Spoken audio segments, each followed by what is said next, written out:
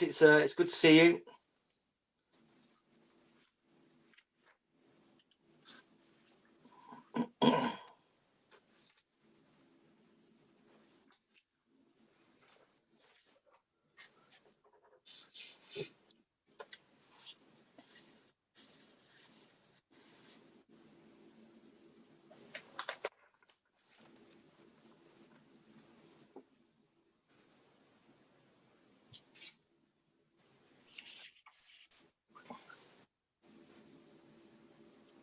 Well, I've got 1 more minute, councillors.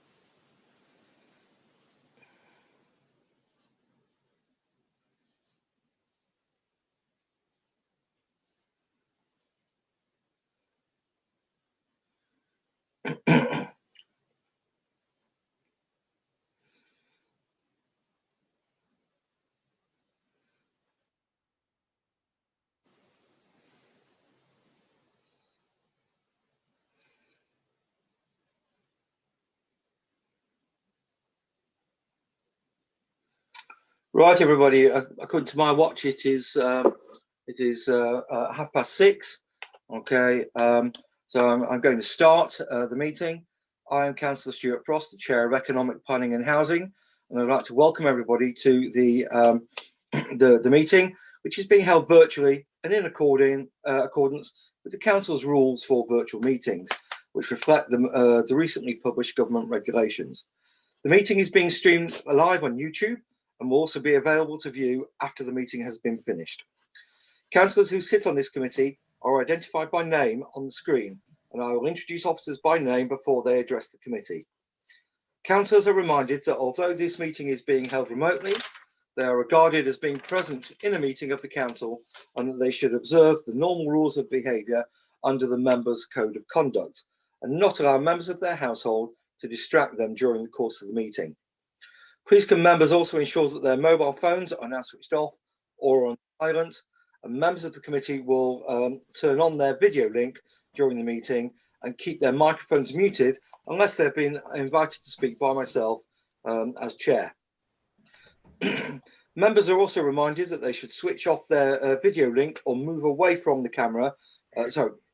Members are reminded that if they switch off their video link or move away from the camera, they will be treated as leaving the meeting and will not be able to take part in any vote taken on the item under discussion. Members can indicate their wish to speak by raising their hand electronically and should only speak when I, as chair, invite them to do so. Officers present will also switch on their video link during the item that they are presenting or where they wish to be invited to speak by me as chair. As chair, I will confirm the name of any visiting speaker at the appropriate time in the agenda who will address the committee by audio link. Councillors should declare that they are leaving the meeting and switch off their video link if they have a disclosable pecuniary interest or any other personal interest on an item on the agenda. The councillors can switch off their video link when I call the next, switch on their video link when I call the next agenda item. Voting will be taken by roll call, and I will confirm the recommendation and proposal to the committee before voting begins. Can each member indicate whether they are for or against the recommendation or whether they wish to abstain? Hopefully we will not have any IT problems, but can I remind councillors that if their connection is lost, they should immediately advise the Democratic Services Support Officer and use their meeting link to re-access the meeting again. Thank you very much. Okay, so just want to move forward to the agenda. Okay, item number 1 is apologies for absence and substitutions. I haven't received any. Do we have any apologies from anybody? Sadie? None received, no. Okay, so that's great. So none there. Okay. I'd then also like to go to number 2, declarations of interest. Okay, so Councillor Waldridge. Get on. Hi, yeah, Chair, thank you. Just to, with regard to agenda item 5, housing issues and COVID, Sovereign Housing Association is mentioned within this report, and I've got a personal interest because I work for Sovereign Housing Association. I don't think it sort of stops me participating in this debate, given the nature of the debate, but just to make other members aware that I do work for Sovereign. Thank you. Okay, thank you, Councillor Waldridge. Are there any other declarations of interest? Councillor Vaux, you sent me an email earlier. Okay. Yes, I also put up my electronic hand, but perhaps it's not coming through to you. No, I'm sorry. I can see the electronic hand, but it's hidden in the boxes above your wardrobe. All right.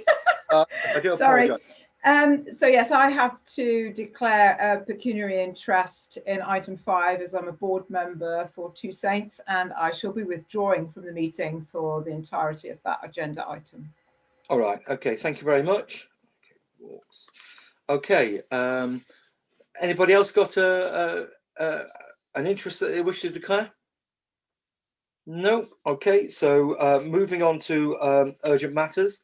I will be holding, with members' agreement, a quick 30 seconds clap for Heroes or the NHS at 8 o'clock.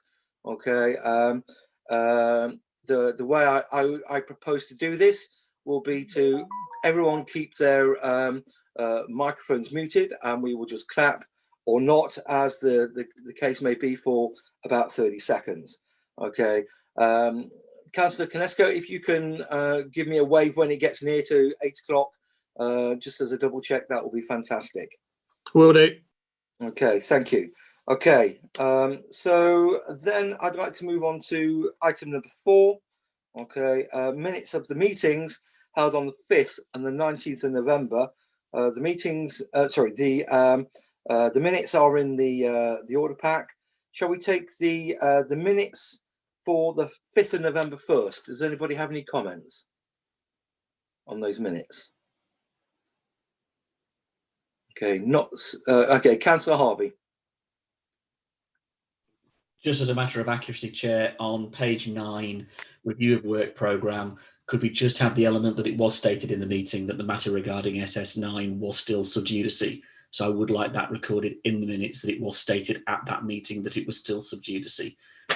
You kindly said that at the meeting based on the advice you were given, but it's just the minutes just need to pick up on that point, don't they? Certainly. Thank you very much, Councillor Harvey. Sadie, have you got a record of that? Yes, I'll amend the minutes according. Okay. Great, thank you very much. Okay, so we'll get those amended and squared away. And then moving on to minutes of the meeting of the 19th of November. I'm assuming, Councillor Harvey, the same detail needs to be inserted. Okay. Kindly, Chair, it's already in this one, so that's fine. Okay, all right. Okay, thank you. Okay. Are there any other comments regarding the meetings for the 19th? No. Okay, I think they can be signed off then. Okay, just going through. All right, wonderful. Okay, so what I'd like to now do, committee, is move on to item number 5. Okay, and for this I'd like to hand over to Councillor Rattigan for a short introduction, and then the portfolio holder Tristan will introduce the paper. Thank you, Chair. I'm going to initially leave it to Tristan, and then I think Kate will speak, and then I would like to give you the administration's view at the end, and of course listen to the debate, and if there is anything more that I should say, then I will say it during the debate. But I'm going to hand you over to Tristan, the portfolio holder, now. Thank you very much, Councillor Rattigan. Okay, Councillor Robinson. Thank you very much, Chairman, and thank you, members, for your time this evening. We're joined tonight by Councillor Rattigan as Leader of the Council, and from an officer side, we've got Kate Randall, who's our Head of Housing, Rachel Fletcher, who's our Head of Social Inclusion, and Sue Alozzi as well from the Senior Housing team. The paper before you is around housing issues and COVID-19, which came out of the scrutiny meeting last year on the impact that COVID has had on our borough and the residents of this borough. Throughout the pandemic, this administration and the council as a whole has been absolutely committed to ensuring the well-being of all of our residents in the borough. This is identified in the council plan and the recently revised housing and homelessness strategy, which set the ambitious challenge to end rough sleeping in Basingstoke and Deane by 2024 with a partnership-centred approach. The paper before you outlines the key actions of the council directly, in addition to our work with partners to ensure that residents across the borough are supported in terms of housing and housing choices, particularly our most vulnerable residents.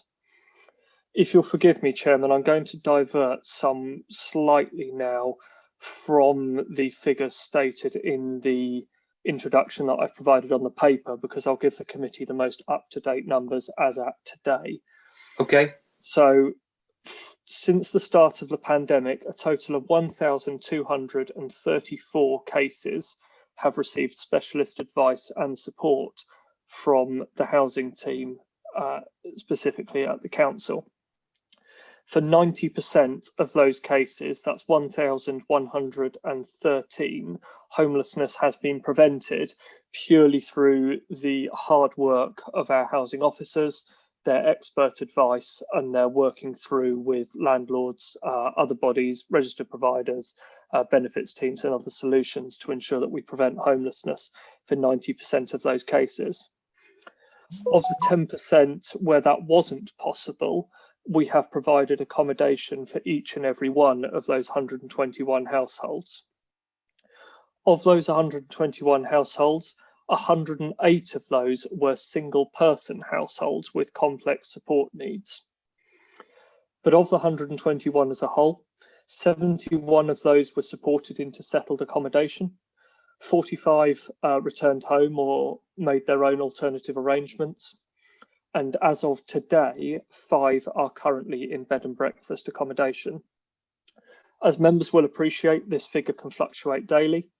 As I reported at the council meeting just before Christmas, we did not have any residents in bed and breakfast accommodation at Christmas.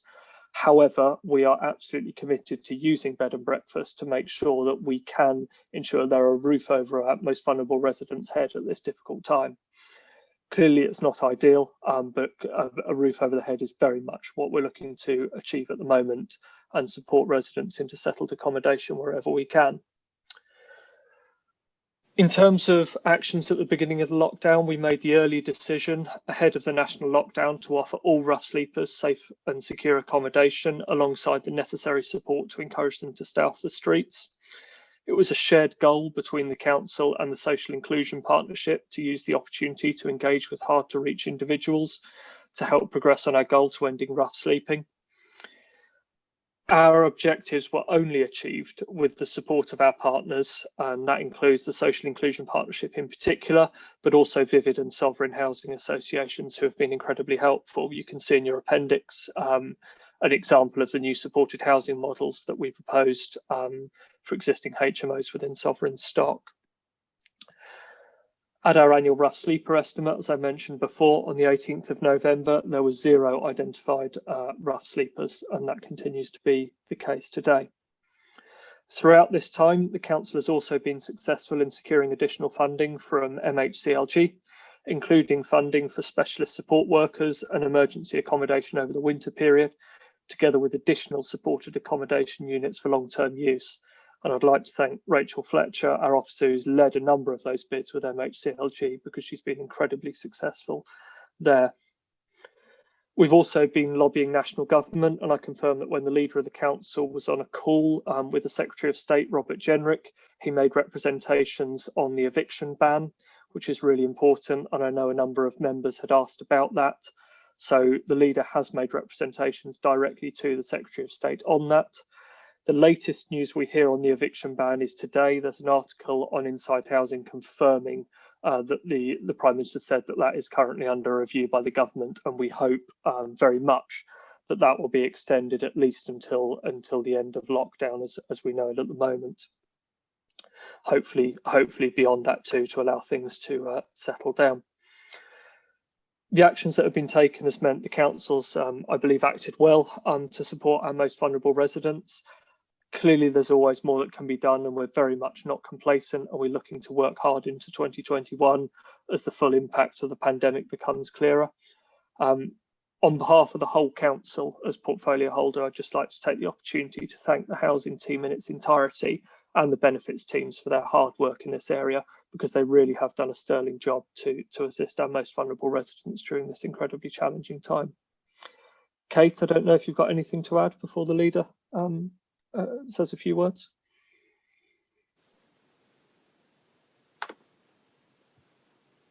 If you can find the mute button, Kate. It's my mouse that's the problem, apologies. We've given a lot of detailed information on homelessness, but also in the report we were quite keen to give a sort of broader account of what's been going on in the housing world in terms of impact on the private rented sector, owner-occupied sector, how it's been for housing associations. And just to emphasise that we won't have all the answers tonight, certainly, and the report was written at a time when we were coming out of what we thought was a lockdown rather than going back into one. I think, but just to re-emphasize what we've highlighted in the paper, that actually it's as much about the approach rather than the detail in terms of ensuring that we're getting as upstream as possible in terms of understanding what impacts might be, keeping well networked, particularly in terms with the correct relevant partners, and absolutely cementing the partnerships that we've spent many years developing, but it was really only until the last 12 months that we could see the fruition of that work, particularly amongst social inclusion partnership members. And also our two key housing associations really have to have a call out to those as well, because they have been absolutely sterling in their responses. No request was off the table in terms of the assistance that we were able to ask. And to finally, again, to reiterate, from the frontline workers who switched over literally to offer a remote service to residents overnight from their bedrooms, from their kitchens, from whichever room was available, and are still doing that a year on. And we do as much as we can to support and rally and cheer them up. So just to sort of keep that valiant effort going. So that's really where the report was coming from, and just to emphasize what the key messages are from that. Thank you, Kate. Leader. Thank you, Tristan. Thank you once again, Kate. The pandemic has changed many things, but not the requirement of this administration to help the most needy within our borough. The need for a safe, warm, convenient place to put your head down and call your home is vital to the well-being of this borough and to all those individuals who live within it. I want to add my thanks to Tristan and to Kate, to the housing associations, Vivid and to Sovereign, for their sterling work for us. I know from speaking to many other leaders across the country, not everybody is getting the same level of cooperation and help from their housing associations. It may well be down to Kate's wonderful team, but it is important that we realise that everything we do has to be part of a partnership. We can do nothing together, but we can do so much more as a team. I particularly want to emphasise that homelessness is not just those who are street attached. It is many who surf. It's many who live with their parents or grandparents. It's people who, that hidden homelessness, that we need to find a way to delve underneath the surface and make sure those individuals are helped. And so I lay on the table now that this administration will do everything in its power, not just financially, but in terms of our influence, to make sure that there is decent provision for all in this borough.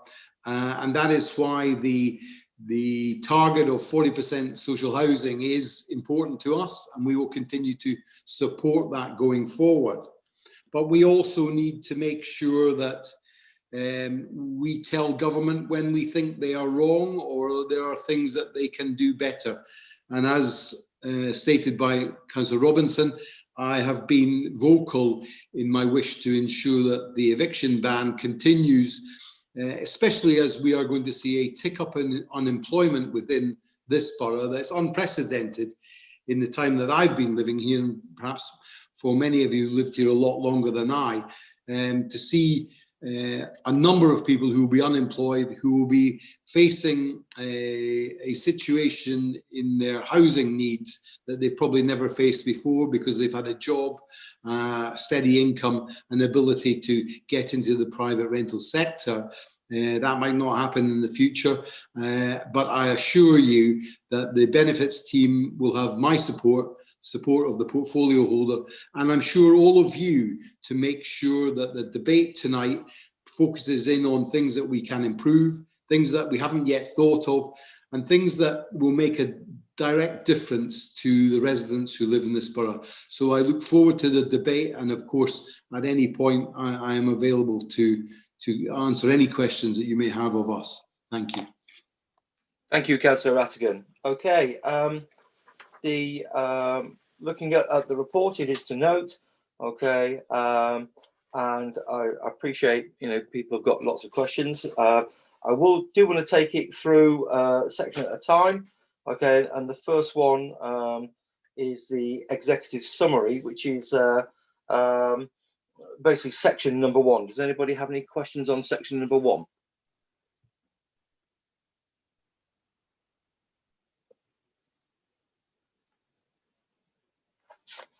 Okay, no. So moving on to section number 2, the key issues for consideration. I'd like to start first of all, split this section down a little bit. Okay, so does anybody have any questions on section 2.1, the national context and measures, and also the eviction bans?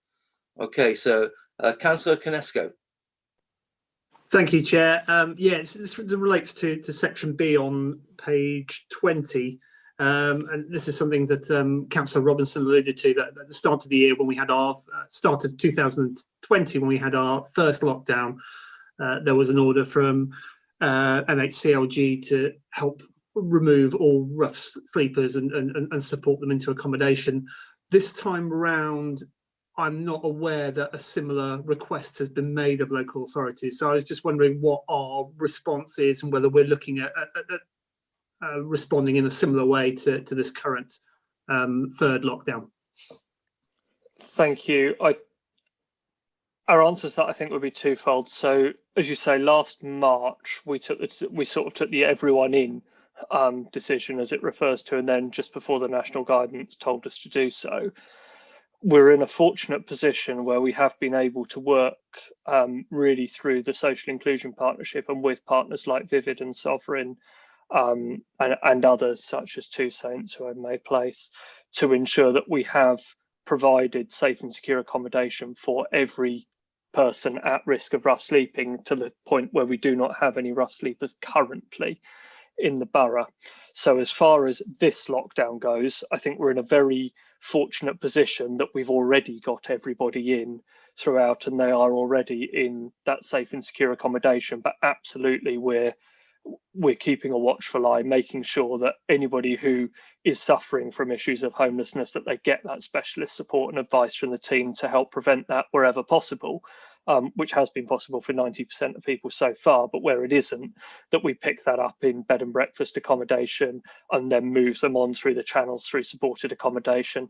And I think that's evidenced by the fact that just before Christmas at the full council meeting, we had no households in B&B.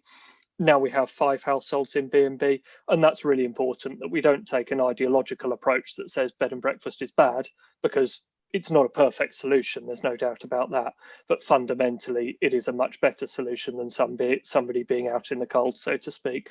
So we are very much taking a proactive approach to make sure that people are looked after. Okay, thank you. Thank you, Councillor Robinson. Councillor Koneski, do you have a follow-up supplementary? I don't know. That answers my question. Thank you. Okay, thank you very much. Councillor Harvey, you had your hand up next. Thank you, Chair. Ken, could I ask you about the evictions ban and the conversation you had with the Minister? What was your own take on that, really? Which sort of direction do you think that's going in? Do you think they're going to extend it in the way we would all like them to? And can I ask separately on little g, on repairs?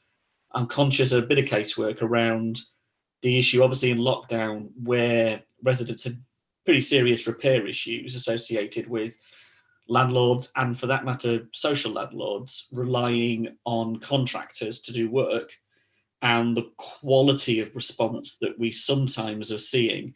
And sometimes residents are left in pretty difficult situations with repairs that relate to pretty awful situations in the property, actually, that have got worse because it's taken a very long time to try and get somebody to do something. Now, I don't know whether there's a coordination element that we might be able to help with, but it's just a point of feedback in terms of some of the kinds of casework that's come across the desk relating to how the new forms of working aren't necessarily as easily working. And I'm not saying there's an easy answer, but I'm saying that's just an issue that's come across from some residents and their experience. Happy to deal with the ministerial conversation. Not just myself, but many other council leaders, both north and south, feel it would be inappropriate for the evictions ban to be lifted at this time, mainly because we don't yet know what the fallout will be from a third lockdown, and certainly we have not yet seen the bulge through in unemployment, but also things like domestic violence. I mean, that will start coming to a head. We will have the mental health issues that will unfortunately rise in terms of numbers, and we stressed all of that to the Minister. My view is that a period until people are vaccinated and we know where the country is essentially going in terms of its economic well-being would be the time to review that and to perhaps change the ban to allow landlords perhaps to get some of their money back if that's what the issue is. But I think with so many social problems as part and parcel of the pandemic, I think it would be remiss of the government to stop the ban at this time. As for the repair thing, I will only say that, of course, when the first lockdown happened, there were less and less people who were working. Then more people were locked down, and the building trade was also locked down. So I think this will be different, and hopefully in terms of repair work. But of course, I don't have that day-to-day relationship. So maybe Kate or Tristan could pick that up. Yeah, I think. Yeah, we had an email and been having ongoing conversations with Vivid and name's gone, Sovereign, recently on this, and certainly the registered social landlords have taken the decision to adapt their repairs service to minimise entry into customers' homes unless absolutely necessary.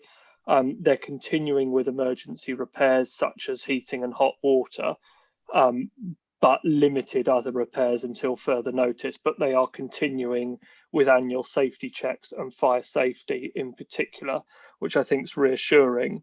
The more routine repairs they are postponing.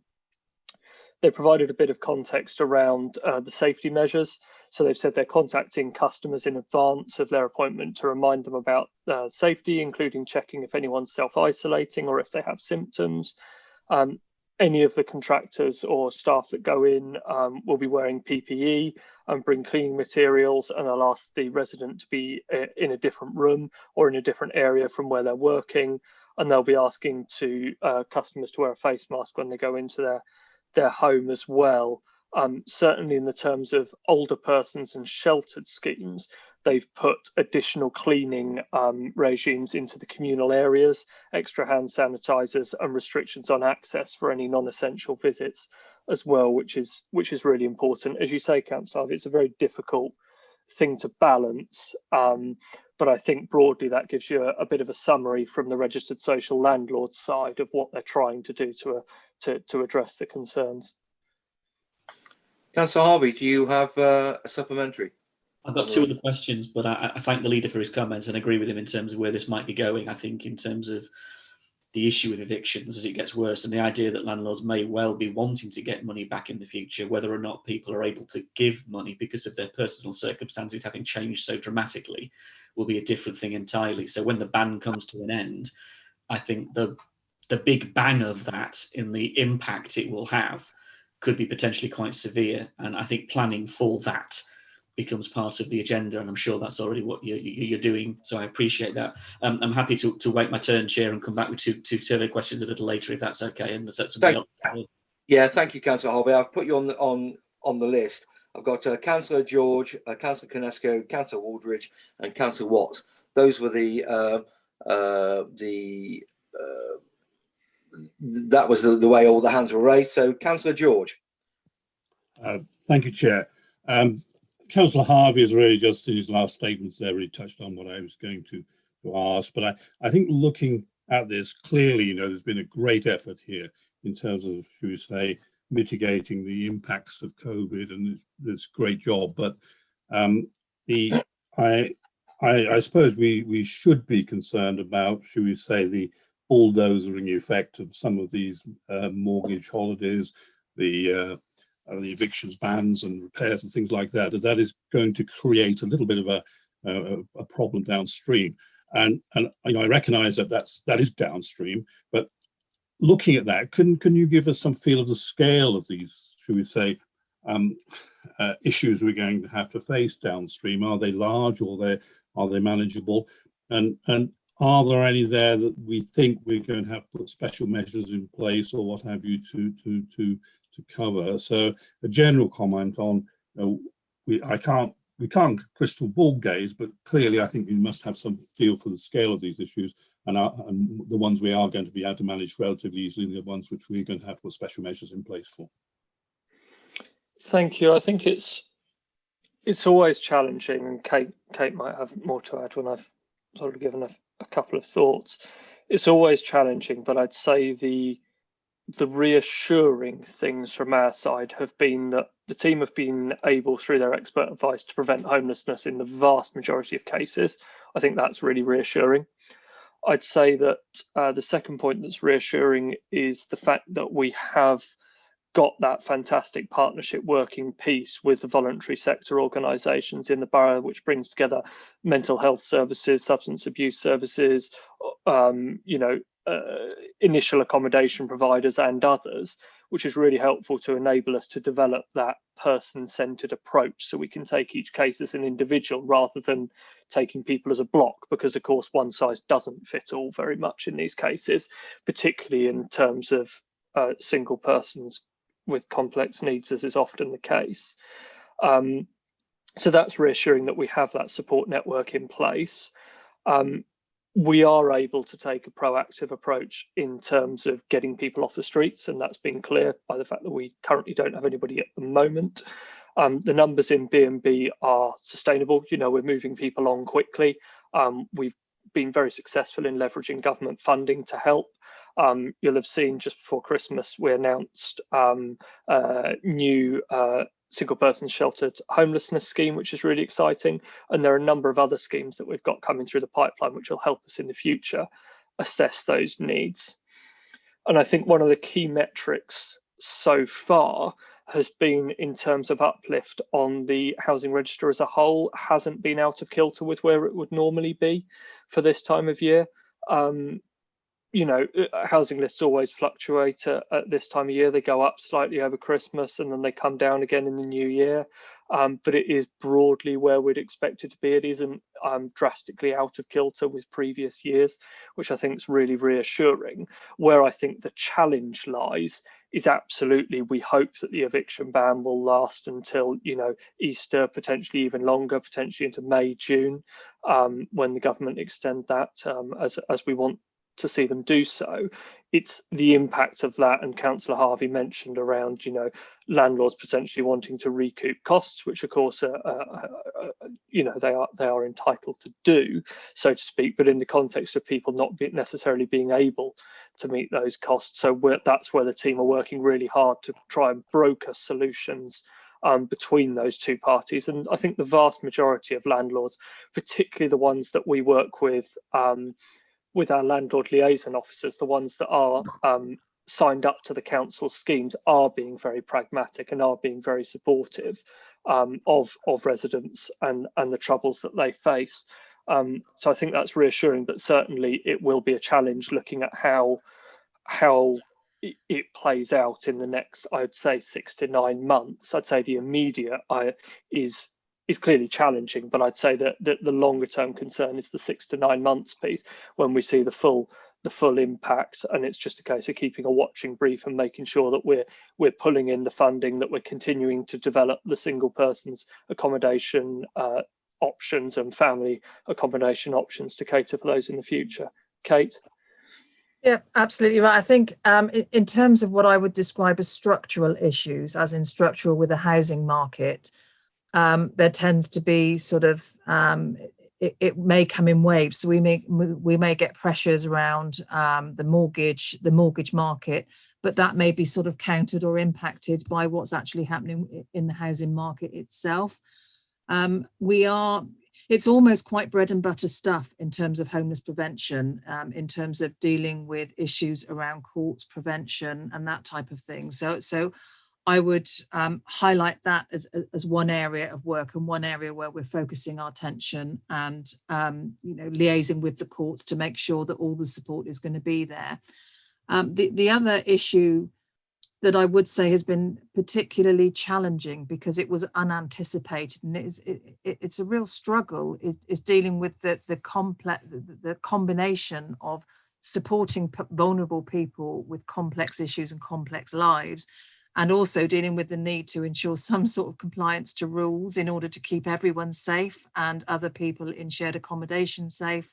And those are the real issues that have really sort of taken most of our resources, in terms of all of the figures that you've seen and the huge number of single people with most of the team's work has been spent dealing with that, and sort of trying to negotiate and liaise with either the landlords or the bed and breakfast owners to try and have some degree of tolerance to people's issues. But nonetheless, now that we know we have a more virulent strain of coronavirus, compliance with rules is even more important than ever. So it's those sorts of things that there's what I would say is bread and butter stuff that comes with housing issues and housing market issues, but also the added complexities of the volume of chaotic single people that we've been dealing with, plus the impact of the need to have some sort of compliance with rules. Thank you, Kate. Okay, Councillor George, you have a very quick supplementary?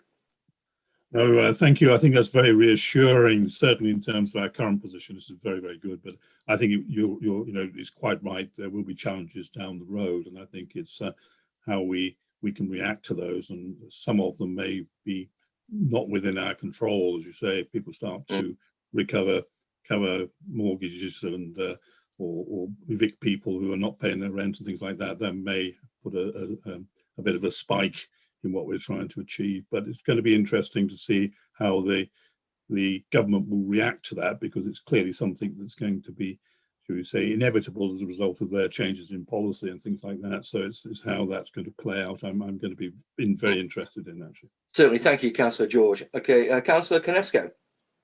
Thank you, Chair. Just wanted to follow up on the point Councillor Harvey made about some of the delays in repairs being done by the housing associations, because probably like a lot of members here, I've had some casework in my patch resulting from what I would consider urgent repairs taking a very long time to be completed.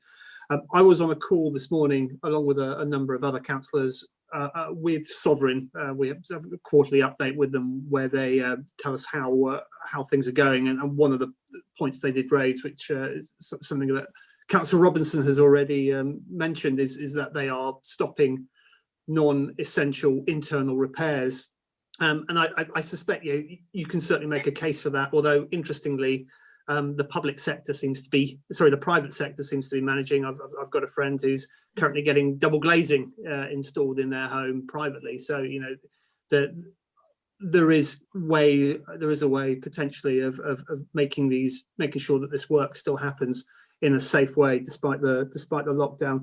But the point I really wanted to make, though, was that it's going to be really important, I think, to make sure that we get an idea from the housing associations of how they're going to play catch up eventually once the lockdown finishes.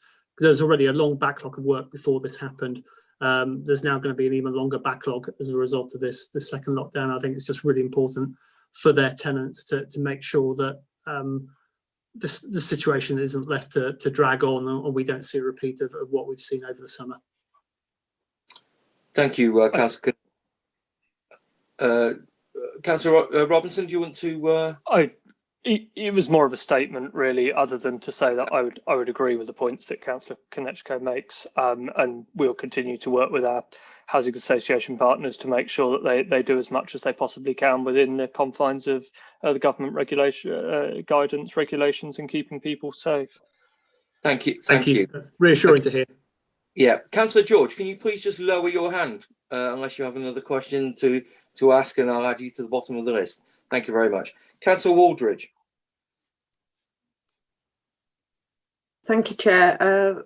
Thank you, firstly, Kate, for the report. It's a really good, comprehensive report covering all angles, which is really good to read. And also thank you, Ken, the leader, for raising with Robert Jenrick the eviction thing following, you know, I raised it back in September, the full council meeting. I appreciate you followed that up, so thank you for that.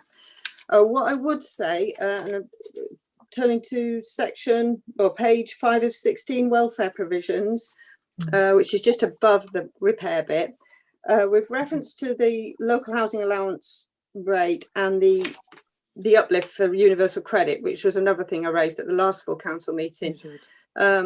I would appreciate it, because both of those, well, the universal credit uplift is only, as it stands, going on to the end of March. The government still has not made a commitment to continue that from the end of March, which, bearing in mind, especially now the current lockdown we're in, I would be grateful if you could make similar representations to, well, whoever it be, Rishi Sunak or whoever, somebody in the Treasury, with regard to that, because I think there's so many people of our people, and there's so many people reliant on universal credit now in the borough who need that uncertainty dealt with, please. So if you could do that, a similar representation, I'll be very grateful. And likewise, the local housing allowance, whilst, you know, a lot's made in this report of the fact that they've basically, it's now at 30% after being frozen for many years, which was very reassuring for the last year. From the next financial year, it is actually going to be frozen again in sort of cash terms going forward. So over time, that is going to make it much more difficult for people to get housing. So again, that might be something you might want to consider making a representation about to the relevant people in government. So those are my sort of questions to you. So would you consider taking those representations forward on that, please? Caroline, I'm very happy to take forward the universal credit piece. I think that is very important. As for where we sit in terms of the national budget, I'm not sure whether or we, as our local budget, can afford those, but obviously we will look at everything in the round. Yeah, it's a local housing allowance. Yeah, sorry, I meant the local. I mean, it's how the private rents are set and how much housing benefit or local housing allowance you can get for it, and it is important to a lot of people. I'll let Kate's team explain it to you, because it is. No, it's fine. No, I confused the two things, but rest assured that the universal credit one is already on somebody else's agenda, and I'm sure in my finance conversations with the Treasury team, I will make sure that is put forward. All right. Thank you very much. In addition to that, Councillor Waldridge, I did raise the universal credit point in itself with Mims Davies, who's the MP responsible at DWP. Thank you. So that has been raised with her as well, and we're awaiting a response. You know, it's in the giant melting pot that is the government's COVID response at the moment, which we can all take a view on, but it's there. Thank you very much. Certainly. Okay, thank you, Councillor Waldridge. Okay, if you can lower your hand, that would be wonderful. Okay, Councillor Gary Watts, please. Thank you, Chair. On the rough sleepers, when we've done our annual survey on the 18th of November, twice since that date, I've been into the town centre, just before the full council, a couple of days before, and I saw a person sleeping at the bottom of Central Car Park, and this was early evening. Are they not classed as rough sleepers, or are they just classed as beggars? Because I've seen a man and a woman at the bottom of Central Car Park in the evening sleeping. So, I mean, and the statement now is saying we haven't got any rough sleepers. I would like to have evidence of that and that to be validated. Rachel? Sure. I think there's a real challenge here. I will let Rachel will be able to give a lot further detail on this because it's very close to what she does. There's always a challenge in that the rough sleeper count is a snapshot in time, which is one of the challenges. We wouldn't want to comment on individual cases, but there have been, what I would say is there have been cases in the past where people who are resident in May Place do spend some time on the street out of, and I'm being very careful with my wording, as you'll appreciate, Councillor Watts. There are some people who are resident in May Place who choose to spend some time on the street because that can be conducive to begging, for example, which is one of the challenges that are faced. But I think on the broader point, I think Rachel might be able to provide some more detail. Thanks, Councillor Robinson. Yes, it's a really good question and one we get asked quite a lot by members of the public. We, as you can imagine, things fluctuate depending on situations. People are, as Councillor Robinson mentioned, that is a snapshot in time, that one annual count. But with the social inclusion partnership, with partners such as the outreach service, we are confident that the figure of 0 at the moment is accurate. We have them doing outreach. They've actually doubled their outreach capacity across the COVID period to make sure we're not missing anyone. I think there is, we use the term street attached quite a lot because there are different forms of people use it, how people use the town centre or the streets, and not always to sleep out, but as you say, to maybe beg, or and when we say that, they're no less in need of some support necessarily, but they're just not included in those numbers. So the outreach service will still work with people who are maybe needing to beg for more money because there might be some other reasons why that needs to happen. So it's really tricky sometimes with that annual estimate count, because it is just one measure of one element of homelessness, but it's something we have to do. So what we do, we encourage anyone who's seeing anybody out in town, because obviously you don't know what their situation is to contact StreetLink or contact us at the council or contact our outreach service, because we will always check that out and engage with those people and just understand what their situation is and how we can support them, whatever that situation might be. Because it might be that they have somewhere to stay but they feel unsafe there. It might be that they need some additional funds or some checking in with, like, for example, the camera centre, that kind of thing, to get that isolation of support. So it becomes really complex, and we try not to label different situations and box people in with calling them people rough sleepers or beggars or whatever, but it just very much, we take a person-centered approach to everyone that's there. But we're with the outreach intelligence and the cameras intelligence, we're satisfied at the moment there are no people out in the borough. Thank you. Thank you. Councillor Watts, would you like to come back with a supplementary? Yeah, thank you for that detailed response. Yes, I know it's a difficult situation to count who's actually rough sleeping, but I'm glad the organisations have got it in hand. Just touching on to the mortgage holidays as well and the evictions, I just find it a really scary figure. We got 2.5 million people as in November on mortgage holidays. When we do actually get on top of this pandemic and the government pulls its finger out and we get vaccinated, we're going to have a tsunami. and the first port of call is going to be the council. I mean, that figure from 2.5 million has probably gone up. I just wonder if we've got any breakdown of figures in Basingstoke and Dean of people on mortgage holidays, people that have rent holidays as well. And what are we, I know, Kate, you said we're focusing on preventing homelessness, but do you think we have enough resources to cope with this tsunami that's going to come? Thank you. Resources come in different shapes and sizes, don't they? So resources will vary from, do we have enough prevention options? So do we have enough alternative accommodation should that be needed? And do we have enough specialist staff and advisors to actually carry out that work?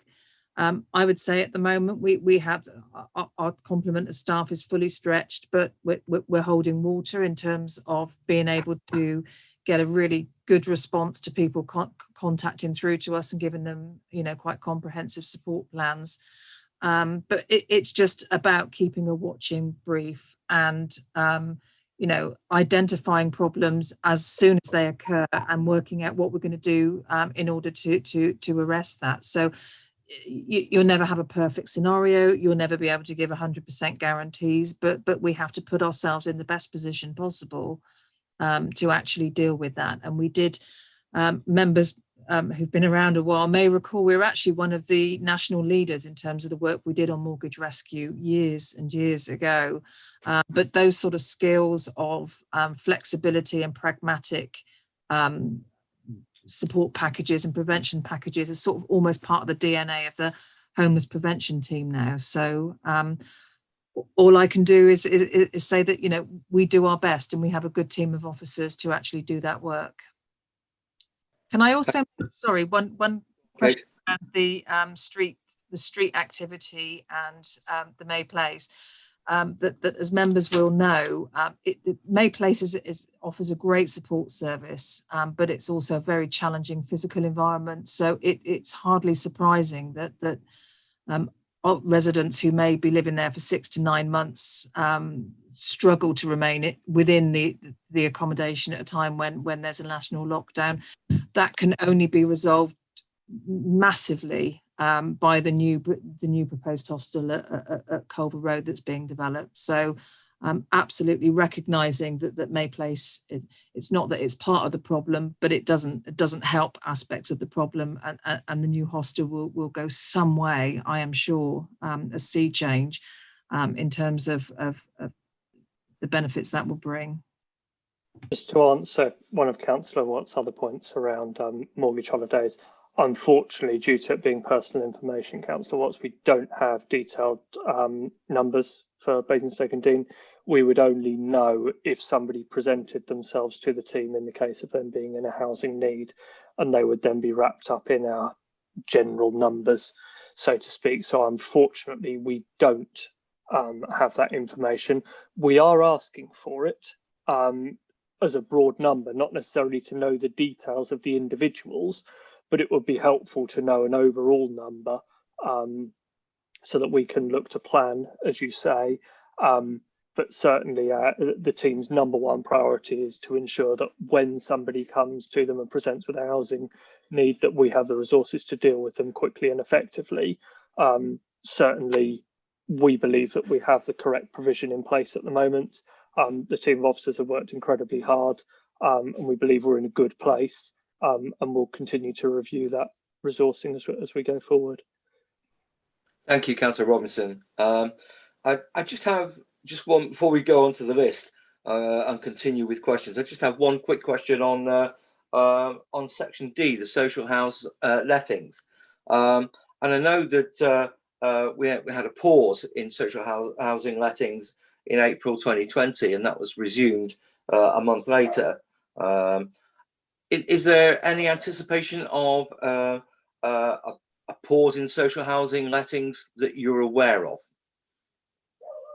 No, not at present. One of the things that has been, should I say, better in this lockdown from the government's advice, and the government's advice has been somewhat clearer in, I will say, in some cases.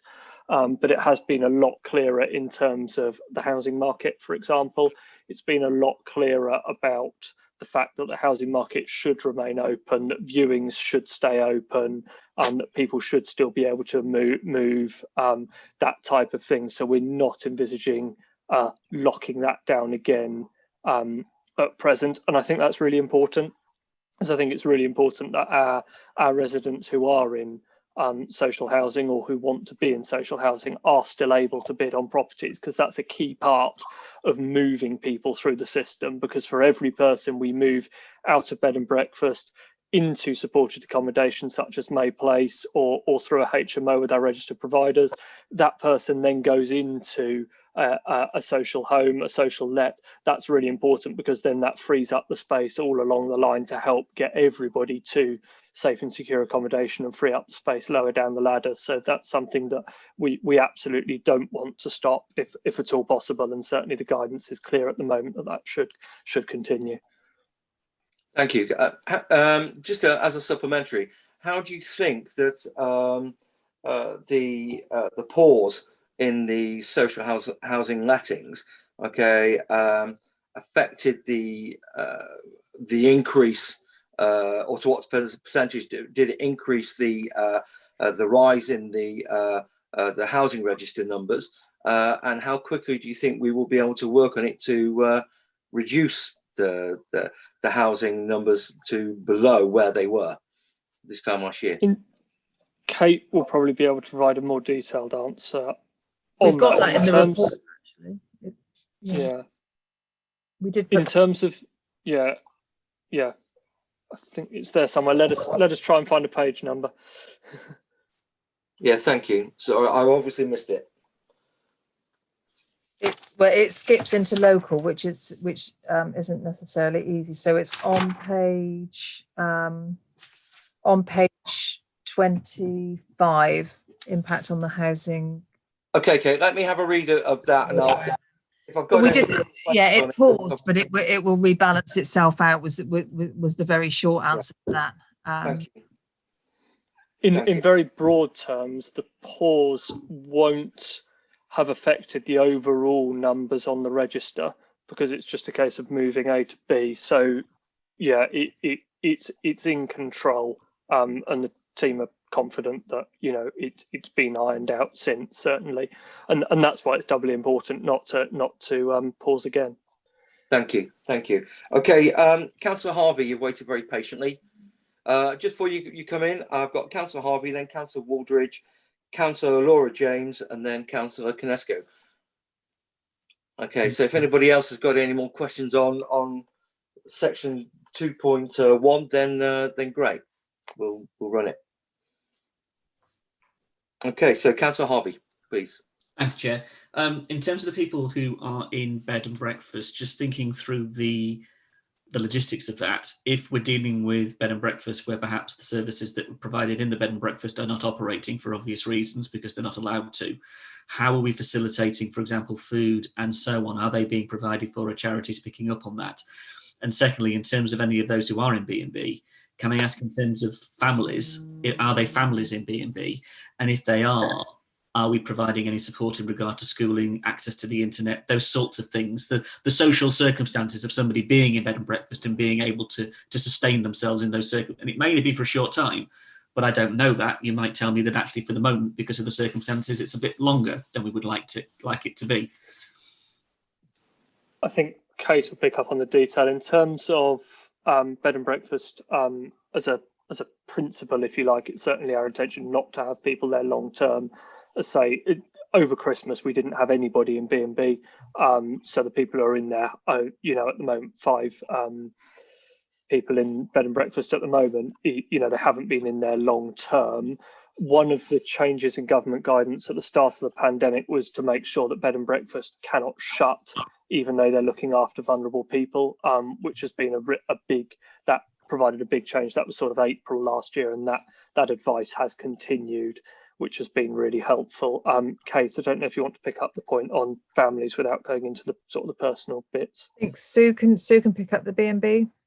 Yes, yeah, just to say that we have single people that are in bed and breakfast with I'll have to check, but I think about 5:30 we may have had a family, but up until that point we had single people that had been in bed and breakfast during the Christmas period.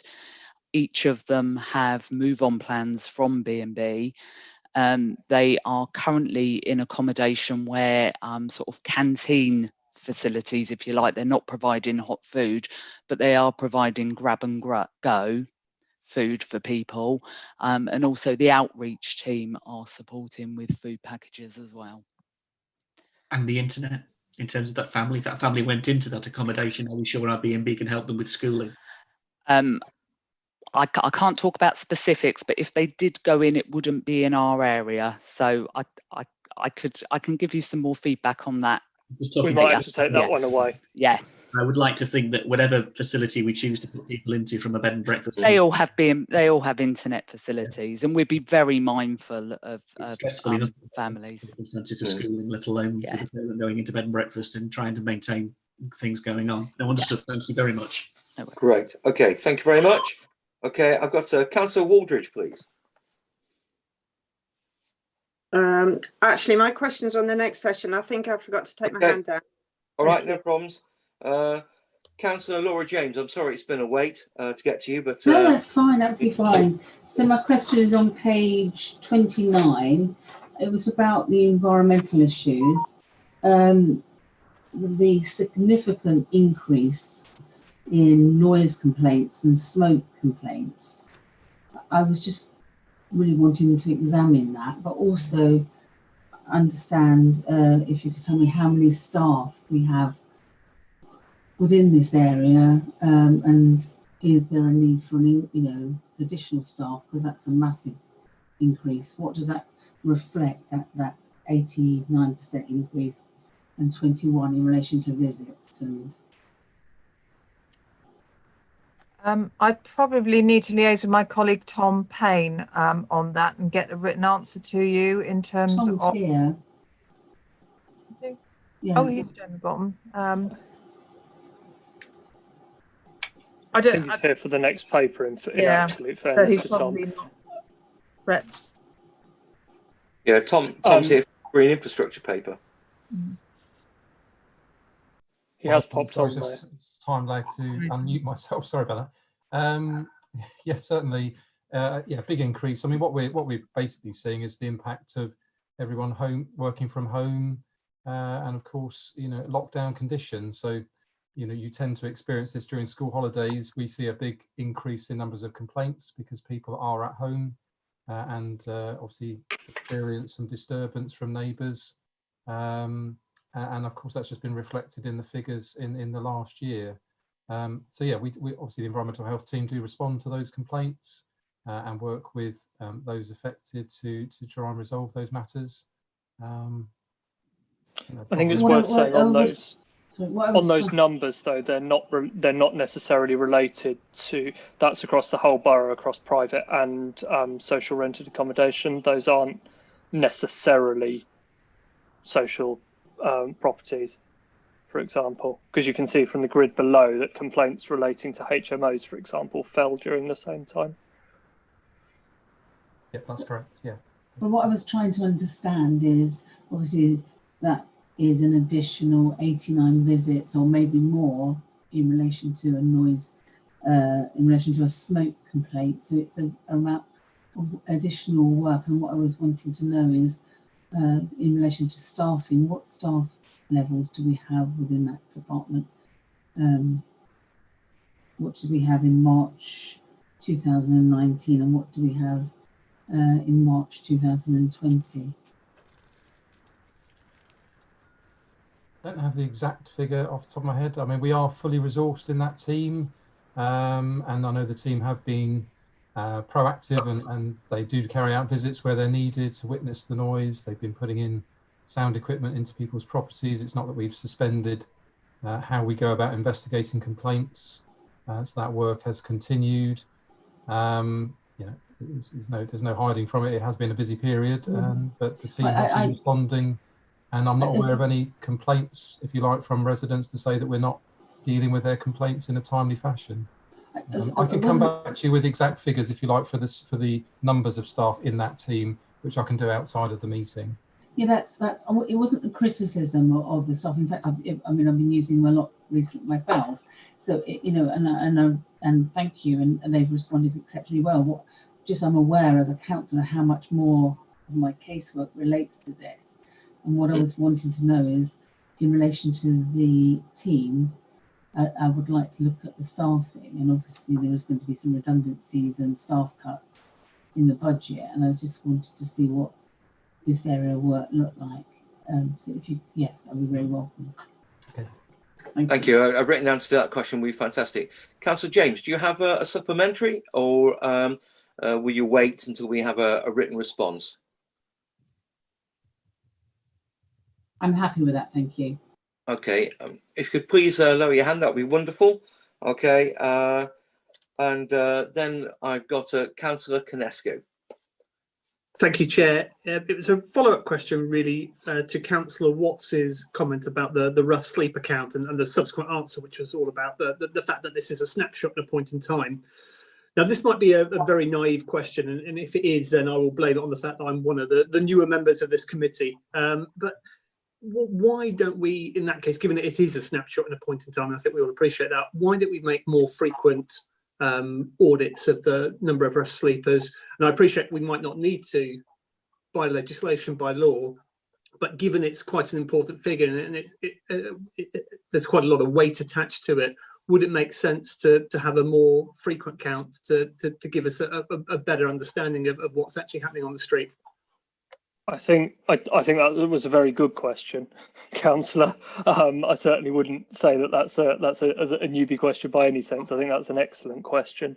I think the answer is in the fact that what is done for what we call the rough sleep account is a technical, almost, I'd go so far as to say, bureaucratic exercise, which is done for MHCLG figures. We in Basingstoke and Dean do take a slightly different approach to some other authorities in the way that we do it, in that we work with all the various third sector organisations such as Camrose, May Place, all of those throughout the social inclusion partnership to make sure that they sign off on those numbers as well. So it's a number that the community can have confidence in.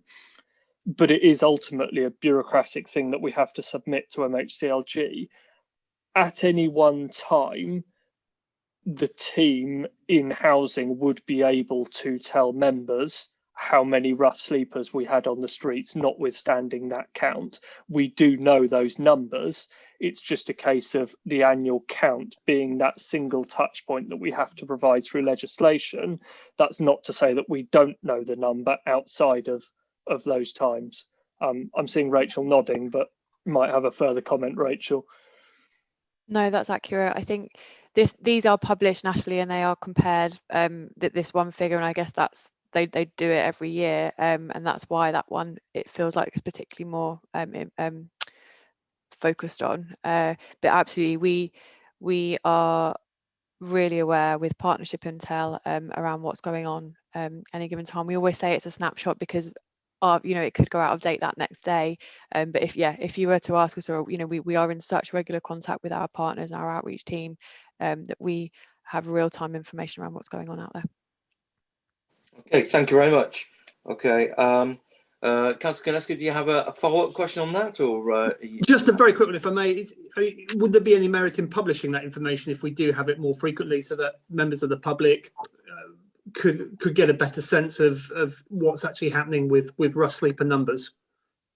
It's obviously reassuring to hear that we've got that. We're not just relying on that one number, but it's possible that as a member of the public, you look at homelessness in Basingstoke and you see that one number and it possibly gives you a false impression. We could do. I think we'd have to take away sort of the benefits on doing that. I think one of the things that, whilst the number of rough sleepers is very important because that's sort of the coal face, I would say it's not a full picture in terms of homelessness because it doesn't include things such as invisible homelessness, sofa surfing, etc. So it's only partially useful in that sense. And I think there's a danger with it, particularly where we've got such low numbers of rough sleepers at the moment. and through the work of the Social Inclusion Partnership to lower those over recent years, that it could fluctuate in the sense that if suddenly you had 2 people, that would be a huge, it's just a case of how those figures would be presented. And as I say, the one that's done for the annual count is a technocratic one that has to be done in such a way that it can then be comparable to every other local authority in the country. But it's certainly something that we could pick up with the team and have a think about how we might present numbers. Can I say, Councillor Robinson, there as well, sorry, that because of the numbers we're talking about, and they're so small, and obviously the town's not that big, you know, there's a danger that, you know, people might be recognised, or, you know, we might know who we're talking about. So I guess that's always, you can't get lost in the size of the numbers here. You know, we are talking really single digits if we get anyone. So that's always a factor to think about, but certainly something we can take away. Thank you, Rachel. Okay, I'd like to move on a little bit, please. Okay, so I want to look at section 2.2. Okay, looking at the strategic framework approach, and I'd like to go down and go from the start of that section and cover preventing homelessness and also rough sleepers. We'll move on to the MHGLG funding in a minute. So has anybody got any questions on those sections there, please?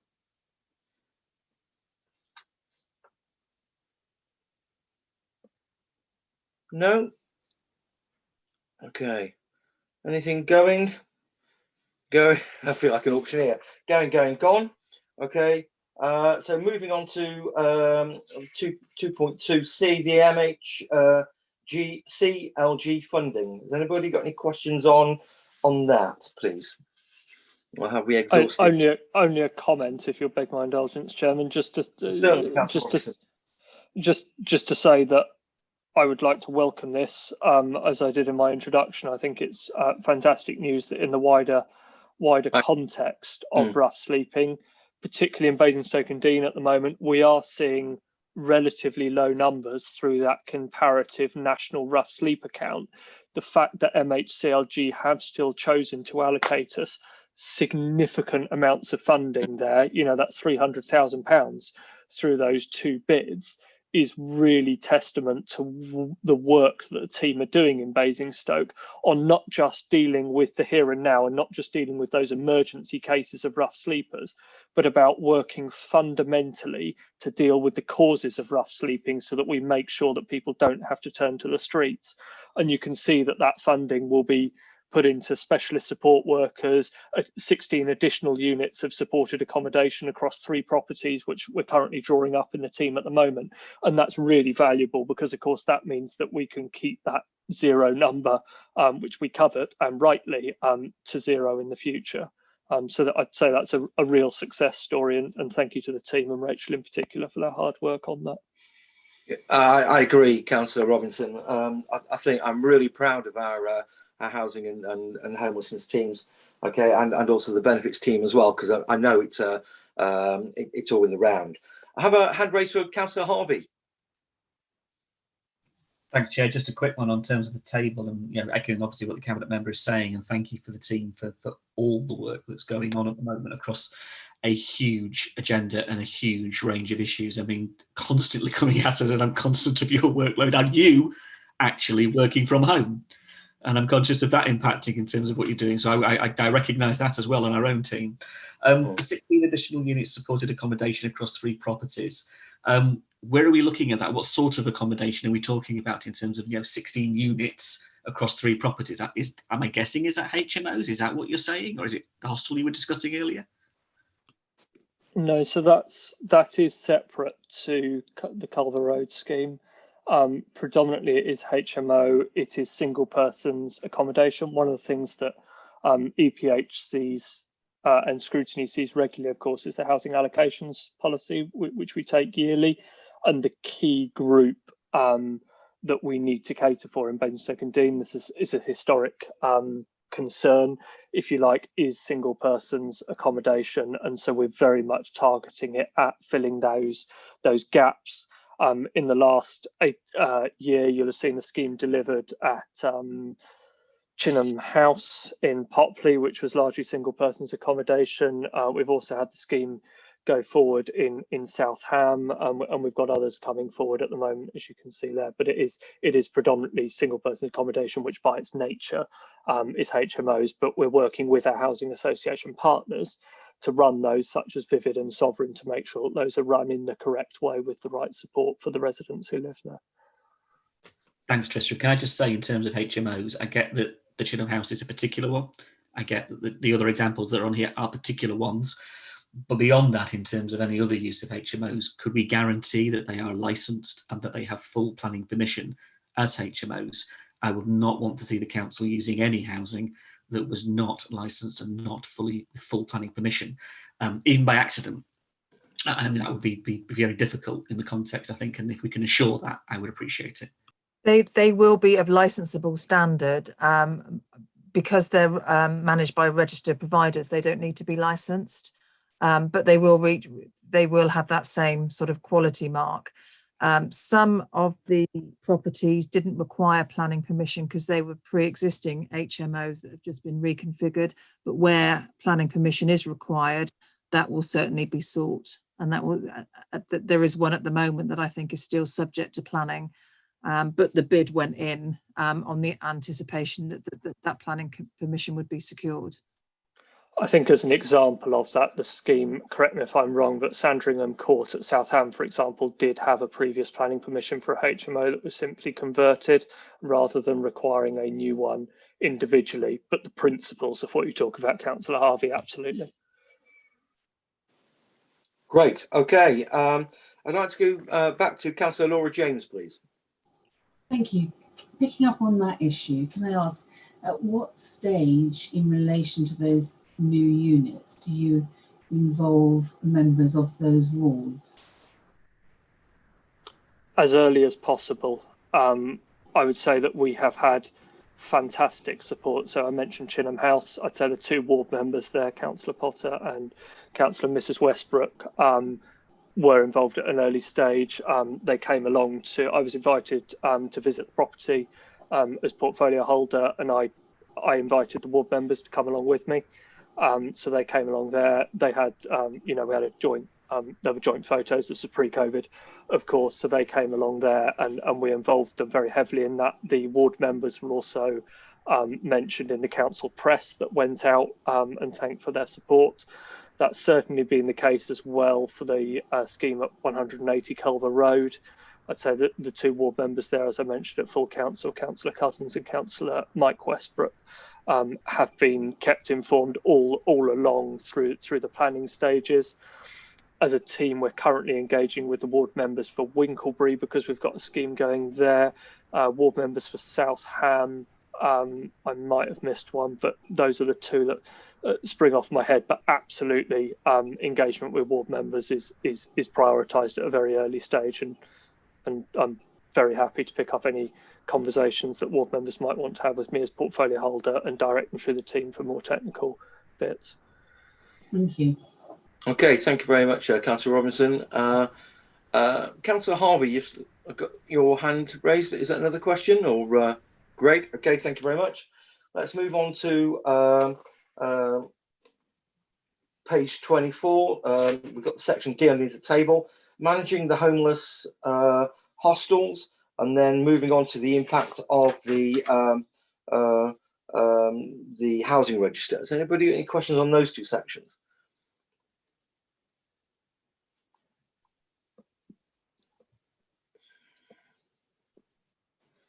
Okay.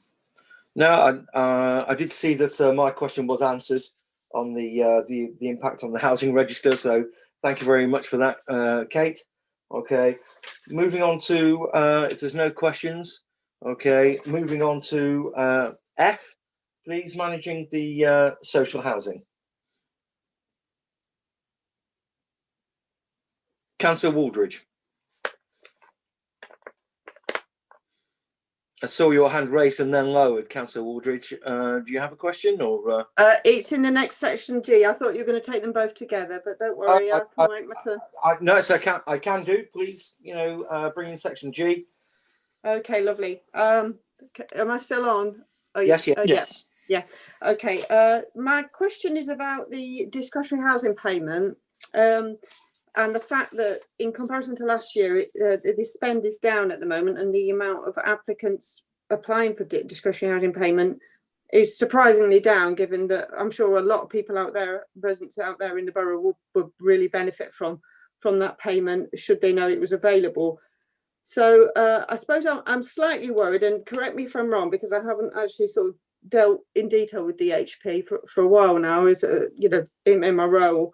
But my understanding with DHP is, you know, if you don't spend what you've got one year, you get a lower amount from the government next year. So I'm mindful that we want to make sure we spend our allocated amount on DHP, and I'm wondering if there's any way we can sort of promote the fact that that discretionary housing payment pot is there, so that at the end of the year we're going to make sure that we fully spent it, and that obviously our residents in the borough are benefiting from that, and the ones that need to are benefiting from it. Because, you know, usually it'd be something which you as officers would you know, suggest to people as they come in, but I guess with COVID, it's not all people are reaching out in the same way. So I'm just wondering how have you thought about how that can be overcome, and just to make sure that that pot is spent at the end of the year, so that we get the same amount next year, should we, which I'm sure we will need, if not more.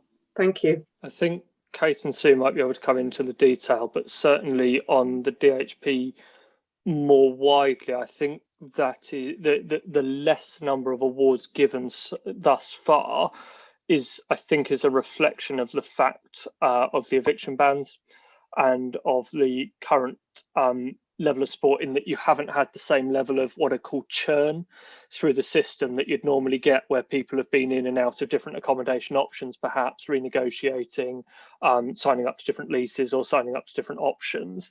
So I think there's potentially something in that around the fact that less people have moved around, therefore they haven't necessarily needed those discretionary housing payments because circumstances won't necessarily have changed. On the technicalities of how it works, I don't know if Kate or Sue might be able to help, or we can provide an answer out with the meeting. Yeah, I'd just say it's worth checking with my colleagues in housing benefit in terms of, are they expecting still to spend everything that they've got? So I'll come back to you on that, if that's okay, Councillor Waldridge. But certainly everybody that comes to us, if there's a shortfall, you know, obviously we look at people's income and expenditure, and if DHP is available, we certainly assist them with that. Thank you, Sue. If you can please make sure that the answer is circulated to everyone on the committee, that would be wonderful. Thank you very much. Okay. Councillor Waldridge, do you have a supplementary, or do you want to? Just sort of related in the same way, but thanks for your answers there. But and it's just, I guess, I know your officers would do absolutely everything to promote that, should you think it was relevant, and I know you do that. It's just, I guess, other advice services like CAB, which at the moment aren't able to offer obviously a frontline service, which a lot of people would access rather than the phone service that I know there is, or they can obviously offer at the moment. So it's the wider people out there in the community who would benefit from that through the advice services, other advice services that I'm thinking of, and whether there's anything you can do to just sort of you know, sort of to talk to the CAB and make them aware of it, or I don't know, you've probably got better ideas than me of who to contact these days, but that it's just a wider advice service I was talking about that, but yeah, but it's difficult. It's just a situation we're in, I suppose. But yeah, I'm just mindful we just don't want to not spend our quota at the end of the year if it's then going to be reduced, because next year we absolutely are going to need it, and more, I should think. So thank you. It is an ongoing dialogue, and obviously we have the network through the Social Inclusion Partnership, of which all of they are key parts. But not to forget, I guess, that there have been a lot of welfare provisions put in place that have dampened what would otherwise be a call on DHP potentially, including the eviction ban. So yeah, and I agree with what Tristan said on that. Yeah, but it will be a delayed reaction, I think, and that's the concern that I've had and I've been having for quite a few weeks and months now. Thank you. Thank you, Councillor Waldridge. Okay. Unless anybody else has got any burning questions, I'd like to move on to look at H, which is house moves with the social housing lettings. I, the appetite for low-cost home ownership, and I'd also like to take J, the environmental issues, in together. Okay, so has anybody got any questions on those 3 sections? Please speak now or forever hold your peace. Okay, or at least until the next report comes out. Okay, that's great. Okay, was there? Sorry, I just heard something beep. And okay, so no more questions. Right. So then, moving on to 2.3 priorities for moving forwards over the next 12 months. I would like to take that as a single section. Okay, if anybody has any questions, and then we'll take the corporate implications through to the end of the paper. Okay, so does anybody have any questions on the priorities moving forwards, please?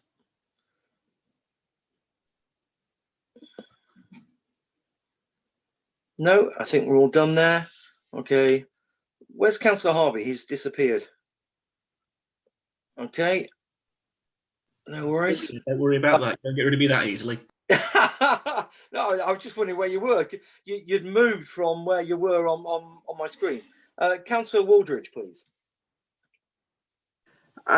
And it's been mentioned elsewhere, but I think in terms of a priority for the next 12 months, I think one thing that might be missing from there is there's no explicit mention of intelligence gathering in regard to private renters in arrears and offering them support. I know you're doing that as best you can within the, but it is a bit like a tsunami waiting to happen. And I just wondered if that ought to be a priority, how we can think about, we can sort of get that information, the intelligence on that information now, and so I would like to see that as a priority. But that's just my thoughts. Thank you. We can add that, Councillor.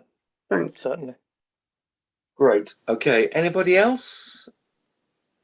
No. 5 to 8. Okay. So let's move on to the corporate implications.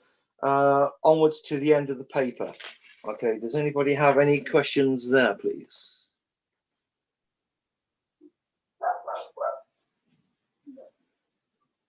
Yeah. Councillor Cubitt, please. Yes, thank you. I just wanted to echo what a number of participants have said tonight, which is that this paper is outstanding. The background information that the team have provided is exemplar, and the portfolio holder seems to be doing an outstanding job as well. So thank you very much for a really good paper and a comprehensive background to what is an incredibly important area. Thank you. Thank you, Councillor Cubitt. I'd also, on behalf of the committee, like to reiterate that. I think it's been a superb paper, very easy reading, which you know, is fantastic compared to some of our papers. Okay, and very, very informative. So I would just like to say thank you very much. Okay, and Kate, please pass on our thanks to your team. Okay. Because I know it must be very difficult working from home on their own, okay, and solving some of the complicated issues and situations that we know your team face. So please pass on our thanks, okay, and we'll go from there. It's 3 minutes to 8 o'clock. Okay, so if we just pass over to start looking at the next paper, okay, where we just get officers sorted out, and then what we'll do is we'll stop and have our 30-second clap for heroes and the NHS, please. Okay. So thank you, Chairman.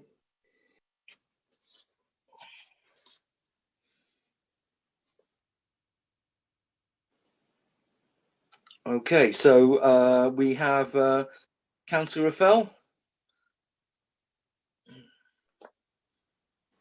Evening, Chairman, evening committee. This, I hope you can all hear me successfully. This is an exciting paper. And I promised when I took over this part of my portfolio several years ago to make sure that we actively engage and be proactive in how we deal with green infrastructure. And so this paper has a multitude of things that have been going on. And I'm very proud of the work of the officers. And you'll see that there's quite a lot to discuss. And probably quite a bit of it you were unaware of. So in the time you've got available, please jump in and ask the questions. I'm going to ask Paul Johnson to take you through the paper. It effectively falls into three categories. The current work, looking at the Environment Bill, and the third part, which I can't remember because I haven't turned the page over, but it's there. But there are so many little bits along the way, and we'll see where it takes us. And obviously, I'll be very pleased to hear your thoughts about where we go and how we go and all the rest. Thank you, Councillor Raphael, for a nice, short and sharp introduction. Before we move on to Paul, according to my watch, it is now 8 o'clock. Okay, I would like to have a 30-second clap for our heroes and also the NHS. If people wish to partake, they can do so. I would appreciate for everyone to leave their microphones on mute. Okay, I'm going to mute mine, and then after 30 seconds, I will. I've got Councillor Canesco, who's got his stopwatch ready. Okay, and he will give me a wave, and then I will put my microphone back off of mute. So there we go. So I'm going to mute now. So anyone who wishes to partake may do so.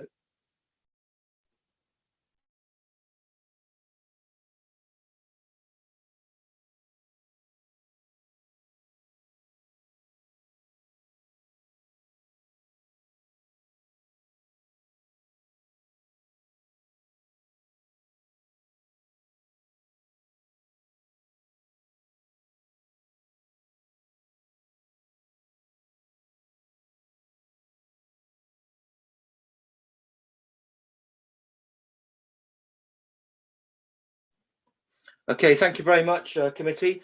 I know that there were some tweets in the Daily Mail. Okay, were reported by the Daily Mail today about people wanting pay rises rather than caps. Unfortunately, it's not in my gift to give a pay rise. Okay, so but you know, I think it's nice to show the appreciation where we can. Okay, so thank you, Councillor Raphael, for your introduction to the Infrastructure and Natural Environment paper. Okay, and I'd like to throw it over to Paul Johnson, please. Okay, to be taken through the paper. Okay, thank you very much, Chair, and thank you very much, councillors, for attending tonight. As Councillor Raphael notes, the purpose of this report is threefold, really, to note progress on the year 2 of the GI strategy, also secondly, to note relevant issues for the natural environment that will be coming up within the forthcoming Environment Bill.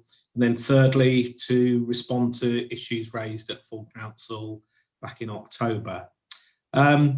Despite the pandemic, there's been some good progress on parts of the council's GI strategy, delivering and developing a number of important projects. Firstly, what I wanted to do,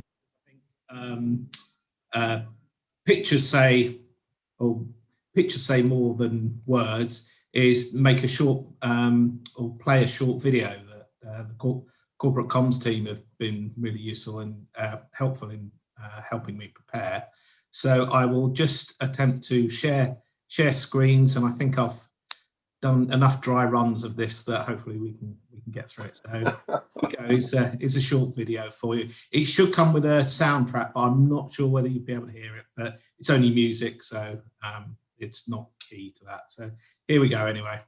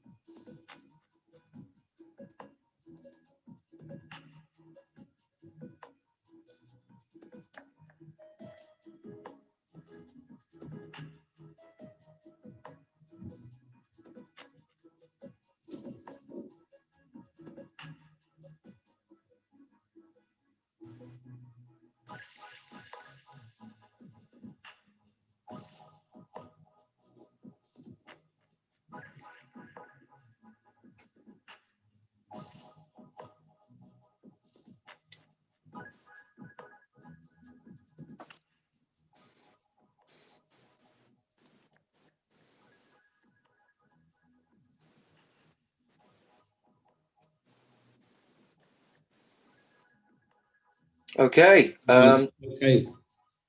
Thank you very much, Paul. Okay, that was very enlightening. Thanks very much. Before I do go into any questions, I just wondered whether or not I could just go through one or two some of the projects that we've been involved with over the year. Just bear with me, I'm just trying to exit the presentation myself.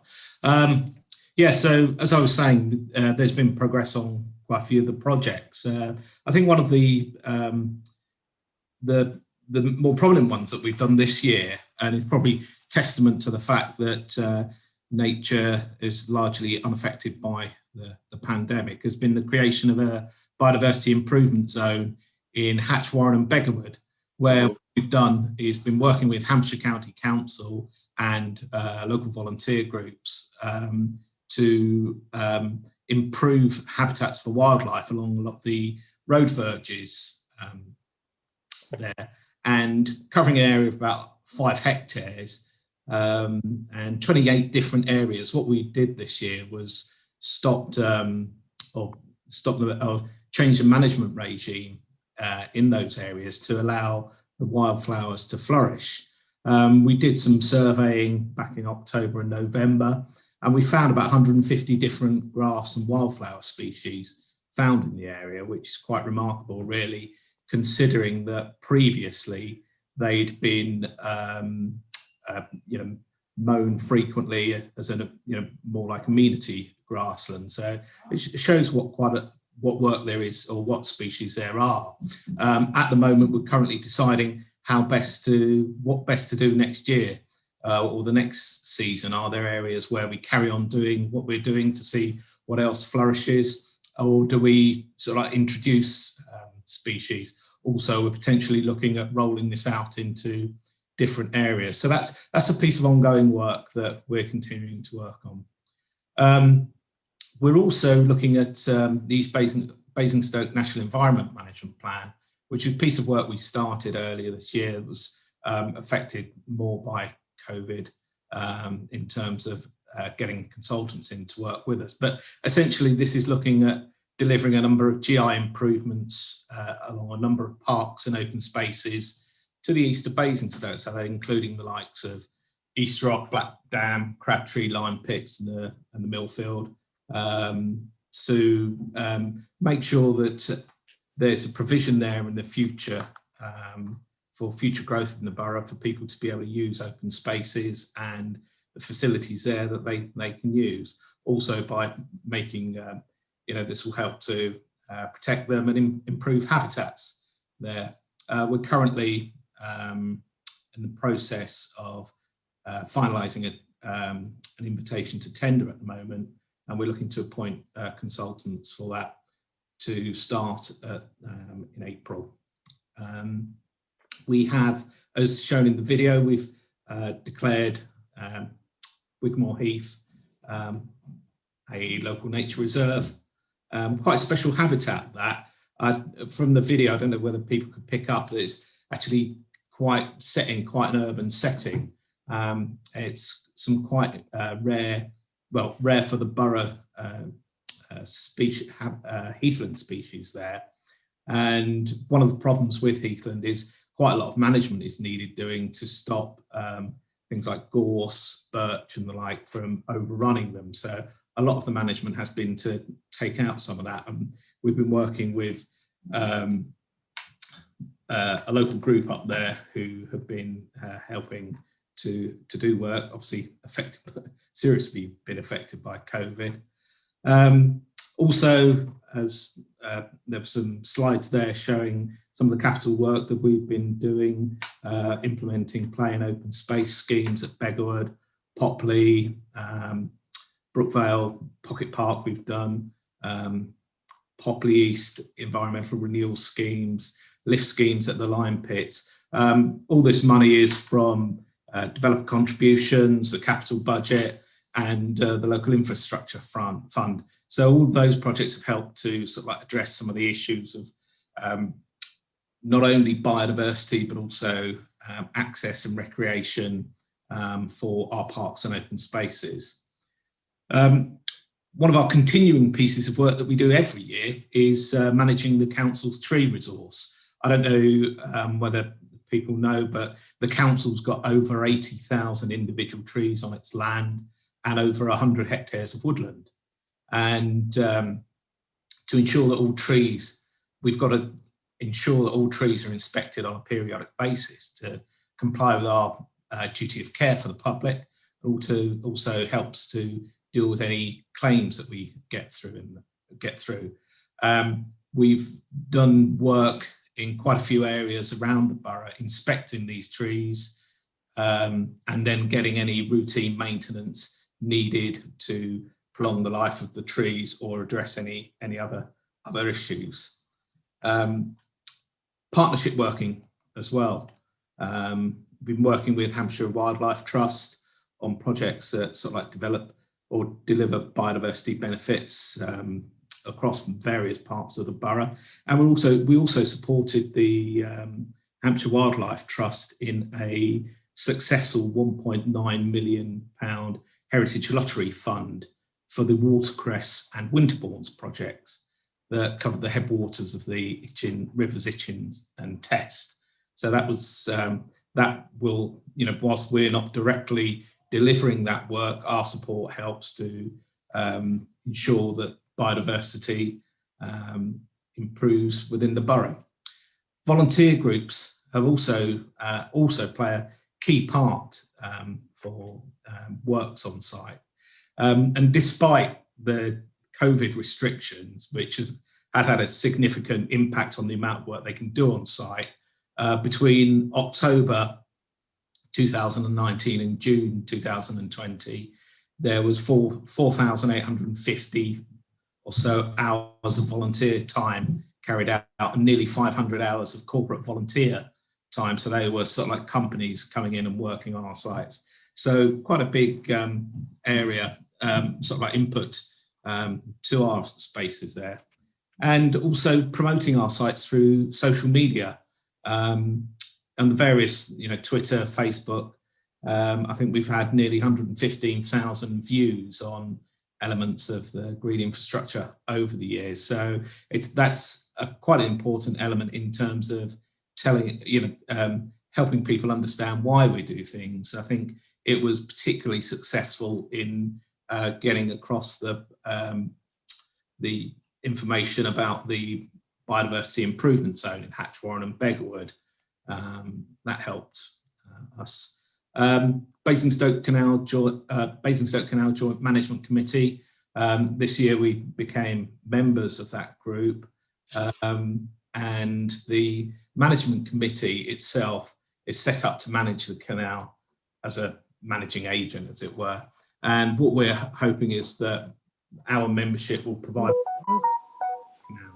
and to support the Basingstoke Canal Society, a volunteer group who regularly do work there. The team's also been involved in the inputting to the vision for the area to the north of the M3 to help to ensure that a robust green infrastructure network is provided in that area, protecting and enhancing key habitats along there.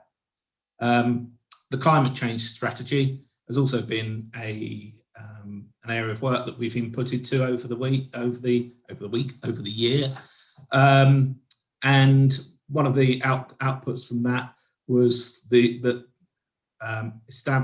estimating that our parks and open spaces capture about 2,080 tonnes of carbon, which offsets possibly 40% of the council's total carbon production.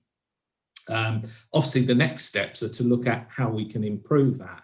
So we will be trying to work out what the best way of doing things. I think possibly one of the more prominent sort of like pushes on this was planting of trees, which was, is a valid way of doing it. Of helping to store carbon. It's not necessarily the best way. And also the consideration that we've got to do as a council is how do we balance planting more trees against other uses within the open spaces for sport, recreation, and indeed other habitat. And it may not be necessary that trees are most suitable everywhere. So that's a piece of work that we will continue, that we'll started and we will continue to do. We've also looking at a gateway strategy for Basingstoke, looking at a number of sort of like entrances into the town and the borough, mainly twofold, really. First, to improve the visual quality in the first impressions of the town. That's always quite important to make a good first impression. So looking at what we can do with that. Again, some of these areas are owned by Hampshire County Council, so there will be working with them to see what we can do there. And secondly, we're also provides further opportunities for nature conservation. In the first stage of the strategy, we actually implemented just before Christmas in November by some blanket planting along Churchill Way East, just to the northern edge of East Rock Park. So whilst you can't see anything there, hopefully, well, I expect come spring, it's an absolute riot of colour there that not only looks attractive, but also is an important nectar source for wildlife, insects. In terms of some of the planning work that we've been involved with, we're working with the full planning team on the update of the local plan, revisiting some of the policies there to ensure that they remain up to date and be working with them. One of the elements of that is biodiversity net gain, trying to ensure that any development over 0.1 hectares in size provides a net gain for biodiversity. It's a requirement of the the National Planning Policy Framework, and is something that will become more of a focus when the forthcoming Environment Bill gets passed. And I'll touch on that in a little bit in a short while. The Natural Environment team are also providing planning advice on for planning applications, specialist landscape, tree, biodiversity and open space advice for the development management team. And it's around dealing with around about 2,000 consultation requests for advice there. And that advice covers everything from pre-applications, scoping, all the way through to discharge conditions, Section 106, and appeals as well. And obviously part of that, all of that work does contribute to green infrastructure. We also continue to work on the green space management plans through sort of a number of the parks and open spaces within the borough to address GI issues there. A lot of work with volunteer groups there who are sort of like local to individual areas, and obviously, by that very nature are keen on inputting to their local area. So we work with them on that. With the management plans, East Rock Park and War Memorial Park have both retained their green flag statuses for this year again, which is very good. That's general gist of the work that we've done this year. I mean, clearly there are a number of those that are ongoing, and we will be continuing to input to them. The significant ones for this coming year, we're rolling out the BIS project, the planning work, delivery of further play and open space projects in the War Memorial Park, the production of the East Basingstoke Natural Environment Management Plan, and then of course dealing with anything that comes out of the Natural Environment Bill, and which neatly segues onto the next item that I was going to cover, which is the Environment Bill. It's a broad-ranging paper that is still going through the House of Commons at the moment. It's still got readings to go through there. It covers a wide variety of topics, including biodiversity, but also other issues outside the scope of this report, including waste, recycling, and water and air quality. I'm just going to touch on the biodiversity elements there. As I mentioned previously, biodiversity net gain is going to be a condition of planning permission, and there will be an expectation that this will be a minimum of 10% biodiversity net gain on projects. And what we're doing at the moment is trying to work out the best way of delivering that through the local plan, and then setting up the mechanisms to monitor it, develop it, monitor it. We will be required to create a register of these sites as part of the bill. The council duty to biodiversity, there's a proposed amendment to the Natural Environment and Rural Communities Act of 2006 to upgrade to enhancing biodiversity as well as just conserving it. So that's a step change from where we were previously. Biodiversity reporting. Local authorities will need to publish biodiversity reports that summarise the action taken over the period covered by the report, with plans showing compliance. So some of that work will tie in with what we're doing as part of these annual updates as well.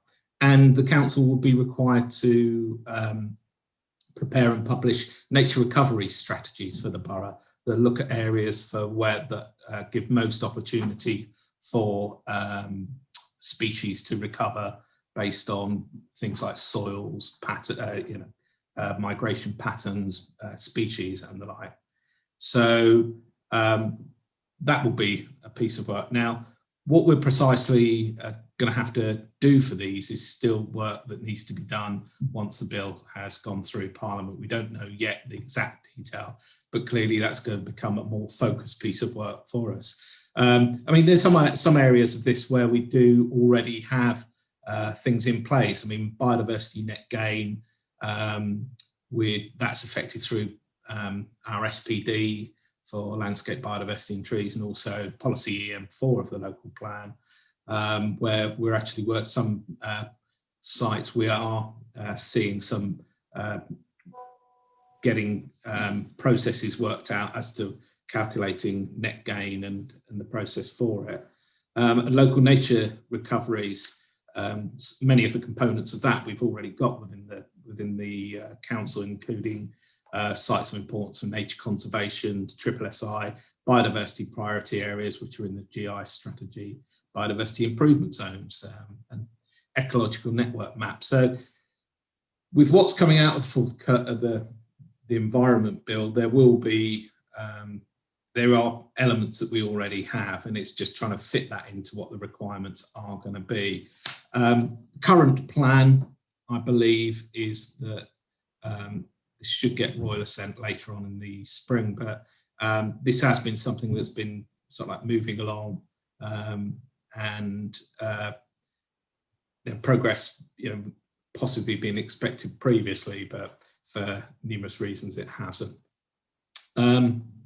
So moving on to my third area is the questions from full council that relate to the GI strategy. The first one related to nature recovery networks, and the portfolio holder requests for the mapping and delivery of urban, rural and natural recovery networks as per the NPPF to include the creation and safeguarding of green spaces and corridors for species mobility and solutions to overcoming obstacles to migration and dispersal caused by the built environment. Now, as discussed previously, it's anticipated that the Natural Environment Bill will cover that. There are elements that are already in place, but as soon as we know the details of how the bill's going to be rolled out, we will address those as part of that. Second question was regarded restoring biodiversity, and would the relevant portfolio holder respond to and refer to the committee this request to schedule with communities and stakeholders extensive habitat restoration to a consistently high standard to deliver biodiversity net gains. The current approach to biodiversity net gain, as I've mentioned, is within the Landscape Biodiversity and Trees Supplementary Planning document, requiring developers to provide improvements to biodiversity. Obviously, with the nature, the Environment Bill, the setting of the 10% limit will sort of up the ante there, and then also setting up the process and the registers that are required to record all this information is another area that we will be looking at. The next question related to learning about nature. Paul, can I just interrupt you there? You've been speaking, you've been speaking for half an hour, and I'd like to give you a little bit of a break, please. Would it be possible to go through back to the start of the report?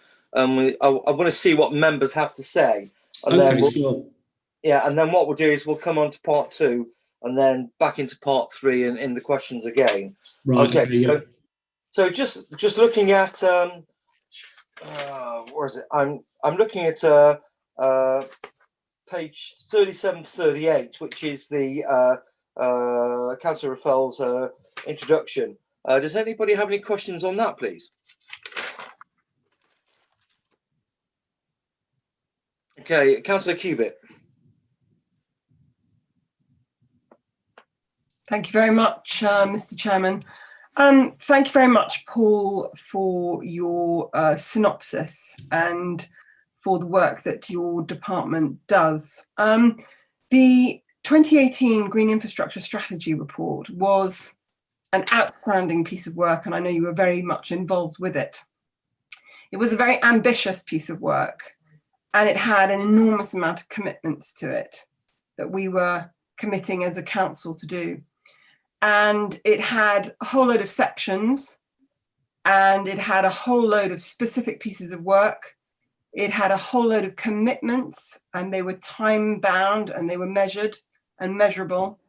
And it had funding sections, GI mapping, and all of that. So whilst I thank you for the macro picture that you've given us, the local plan requires of us, and we made enormous commitments in this regard, but specifically the local plan requires the implementation and delivery of the strategy and its action plan.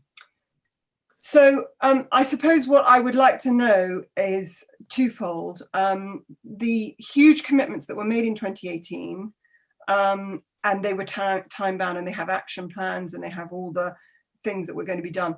Is there a chance that we could have a separate meeting to, I mean, I know we're touching on a micro level in the annual report next week with regards to specific planning applications that have impacted this year on our green strategy and the obligations that we have to do with regard to that. But is there a chance that you could go through with members through the action plan that we are duty bound to fulfill, what we have achieved to date with regards to that action plan and an update? That's my first question. Yes, certainly we can do that. I'm quite happy to get that work together.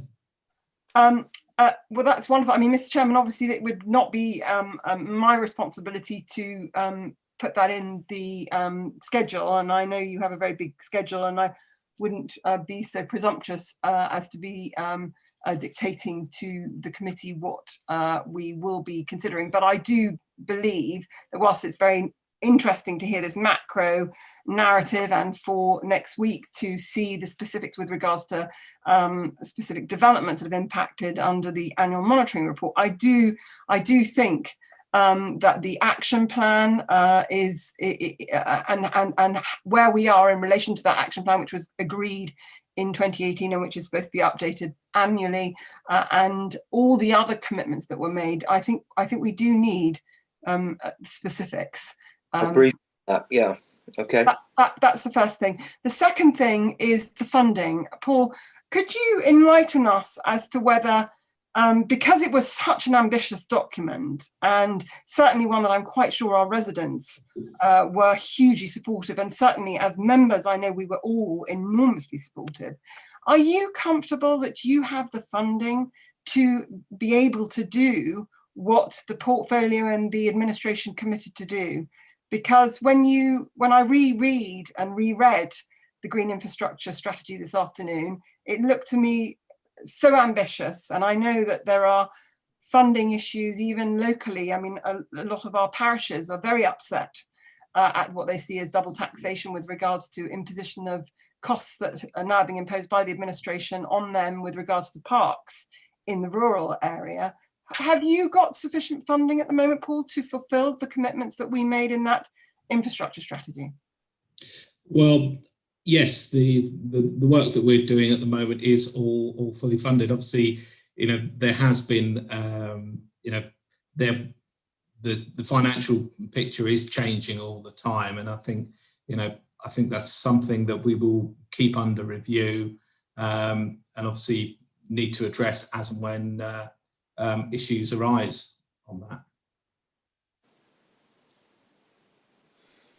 Could I come in on this point just to obviously make the point that obviously particularly from last year, if you like, the administration obviously saw the priority around the East of Basingstoke master plan, and obviously there's significant funding put in place for that particular project, so over £100,000 for that particular piece of work, which is a real priority for us. Similarly, with the Gateway strategy, again, the administration has seen it as a priority, and there is significant another 100,000, if you like, set aside for that. We are very lucky in Basingstoke. We are one of only a few authorities, if you like, that have dedicated biodiversity officers. That's not common across different districts. So we do benefit from some really good expertise and resource within the team, which really has enabled us to successfly deliver some of these really new projects, if you like, the Hatchwarren and Beggarwood Biodiversity Improvement Zone, all the work we do in partnership and in conjunction with the volunteer groups, especially looking at the opportunities and what we can do differently to improve biodiversity. So there's an awful lot of work going on, managing the tree stock. You're talking about a budget of 350,000 just for maintaining that tree stock every year, and that's not including the 4 officers that spend most of their time out and about inspecting them, making sure they're healthy, making sure they're not posing any risk to our residents. So there's an awful lot of resource within the team doing a lot of this work, but I just wanted to add those points. Mr. Chairman, can I just add one last question and then I'll shut up for now? And thank you very much, Tom, for that, and Paul.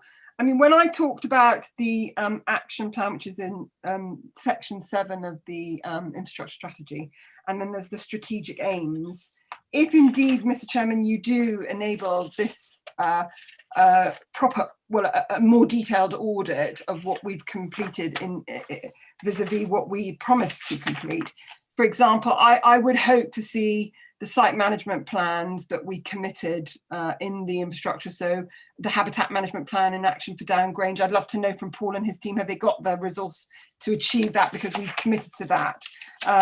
Have we got, the resource to enable them to improve the database in order to be able to evaluate the biodiversity? So those are the kind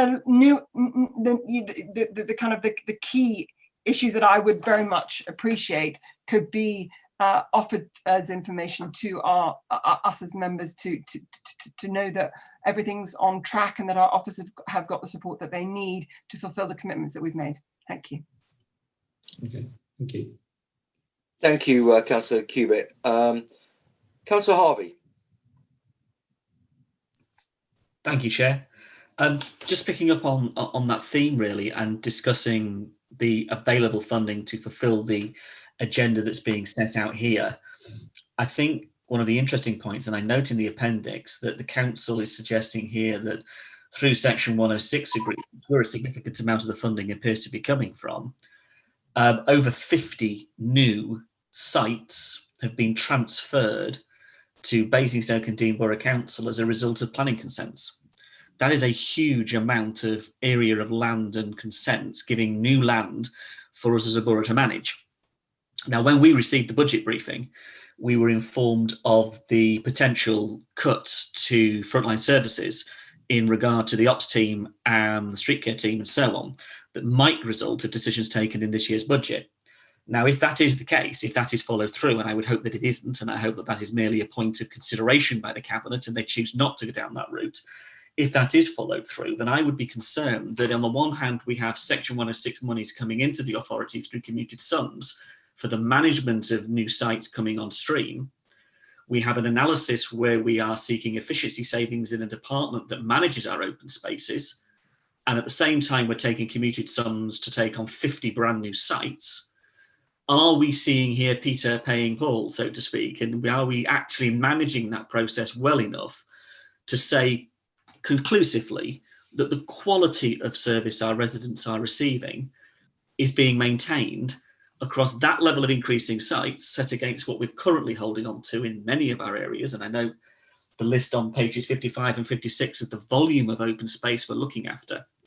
For me, there's just a question to be asked and a piece of analysis done to make sure that's the case. And I say, I hope the Cabinet aren't intending to go down that route on frontline services. And on that basis, how we then apportion those commuted sums. Because I don't want the commuted sums to be, as it were, plugging the whole of efficiency savings, because that's not what they were designed for. It might simply be an accounting element there, but that's not what they were designed for. So I hope that could be taken on board and at least considered as part of the conversation we're going to have about resources. Thanks very much for that, Councillor Harvey. Councillor Rattigan, do you want to come back on that? Funny enough, I do. What you would, Kev, what you would. Naturally, we are in the budget consultation at the moment, and when we first put in the budget, as many of you already highlighted, we were in a different position in terms of what we reckon we would be getting in terms of central government funding and rebasing of what we perhaps would get in income, and therefore the consultation is going well. I have to tell you that, Councillor Harvey, and I'm sure congratulations are due to your new position, by the way. I hear that is permanent news for us all. Good. But I am sure that with 106 money, which is about the impact of a development on the communities it impacts, but also the wider Basingstoke community. So I think there's a lot of 106 money, and many of you have flashed up to me the fact that that is not well provisioned and certainly not used as quickly as it should be for the impact, not just of the development itself, but the wider public. I look forward to drawing down that money in the right schemes with the input of you as local councillors for the benefit of the biodiversity of us as a borough.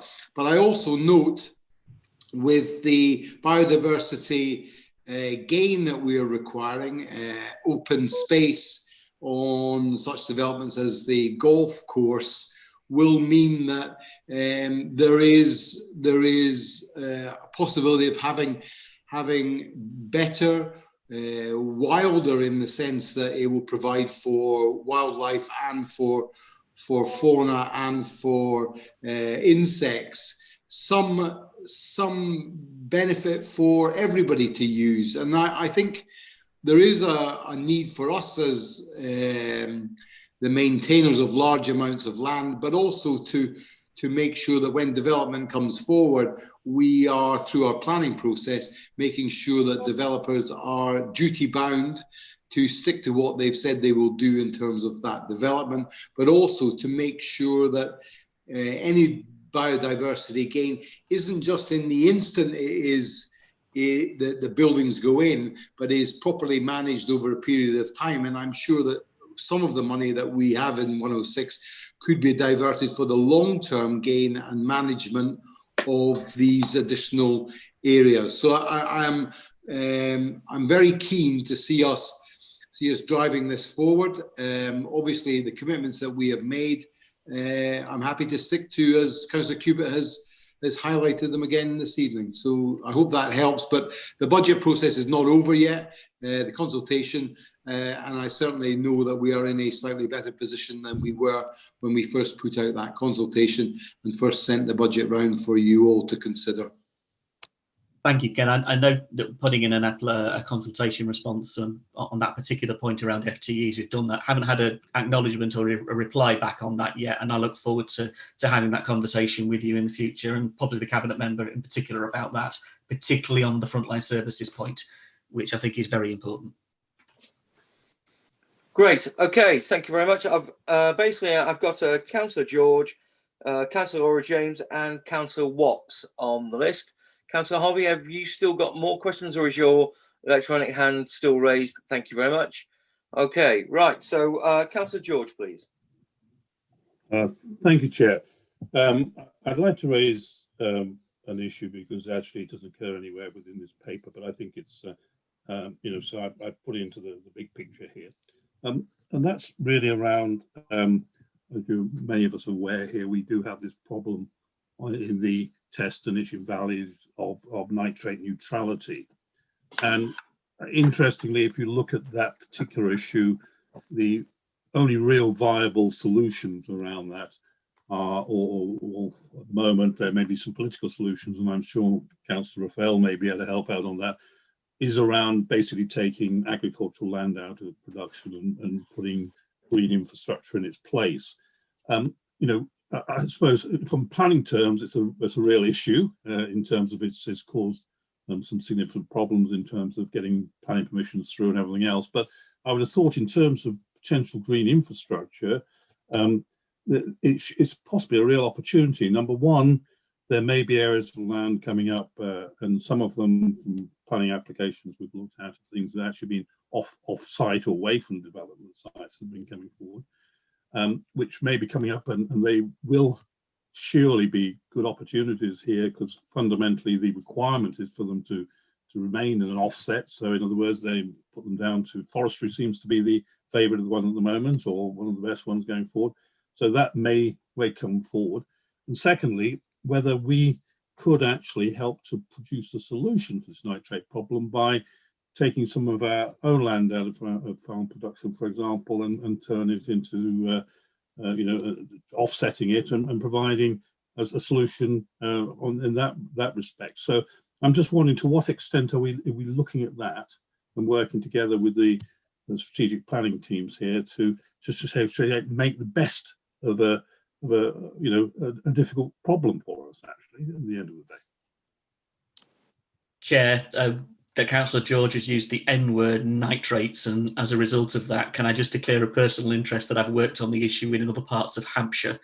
So on that basis, I just want to declare that and put it on the record. I've done work on that issue in other parts of Hampshire as part of my normal day job.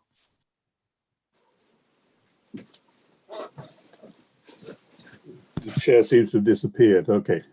Guys, sorry, I'm back. Okay, thank you very much, Councillor Harvey. Okay, your declaration of interest is noted. Okay, Paul, would you like to come back with hand over to Tom. Yes, okay, Tom, I beg your pardon. Nitrates. I'll pick this one up. So this is obviously you've got the annual monitoring report, I think, coming to EPH next week, and this, so Jo Bromley and her colleagues will be presenting that report, and this is obviously one of the topics, if you like, that will be covered as part of that. So there will be some discussion around it. Exactly as you say, they are trying where possible to ensure that developers identify solutions to this, so should we ensure that there's nitrate neutrality with new developments in those particular sort of areas where there are concerns. So I don't want to go into too much detail. I think in a nutshell, I think it will be covered next week when Jo sort of explains what the strategy is and what approaches are going to be followed. Thank you very much, Tom. Okay, Councillor Raphael, do you want to butt in here? Yes, I just wanted to say that, yes, that is an opportunity and we are looking at it. And if Councillor Harvey knows the solution to nitrates, please do tell us. Don't keep it all to himself or for a fee, because it is an ongoing problem. But we are looking proactively at dealing with it. And I know that Paul Johnson had a conversation, I think, with Joanne Bromley. Of course, nitrates is an issue that we could spend a lot longer talking about. So whilst I want to say that it is important that we talk about it, and we do perhaps need to have it brought up at this committee soon, but don't get derailed on it tonight, otherwise we'll never get through this paper. But it is important. Thank you, Councillor Raffel. Okay, I'd like to move on to Councillor Aura James, please.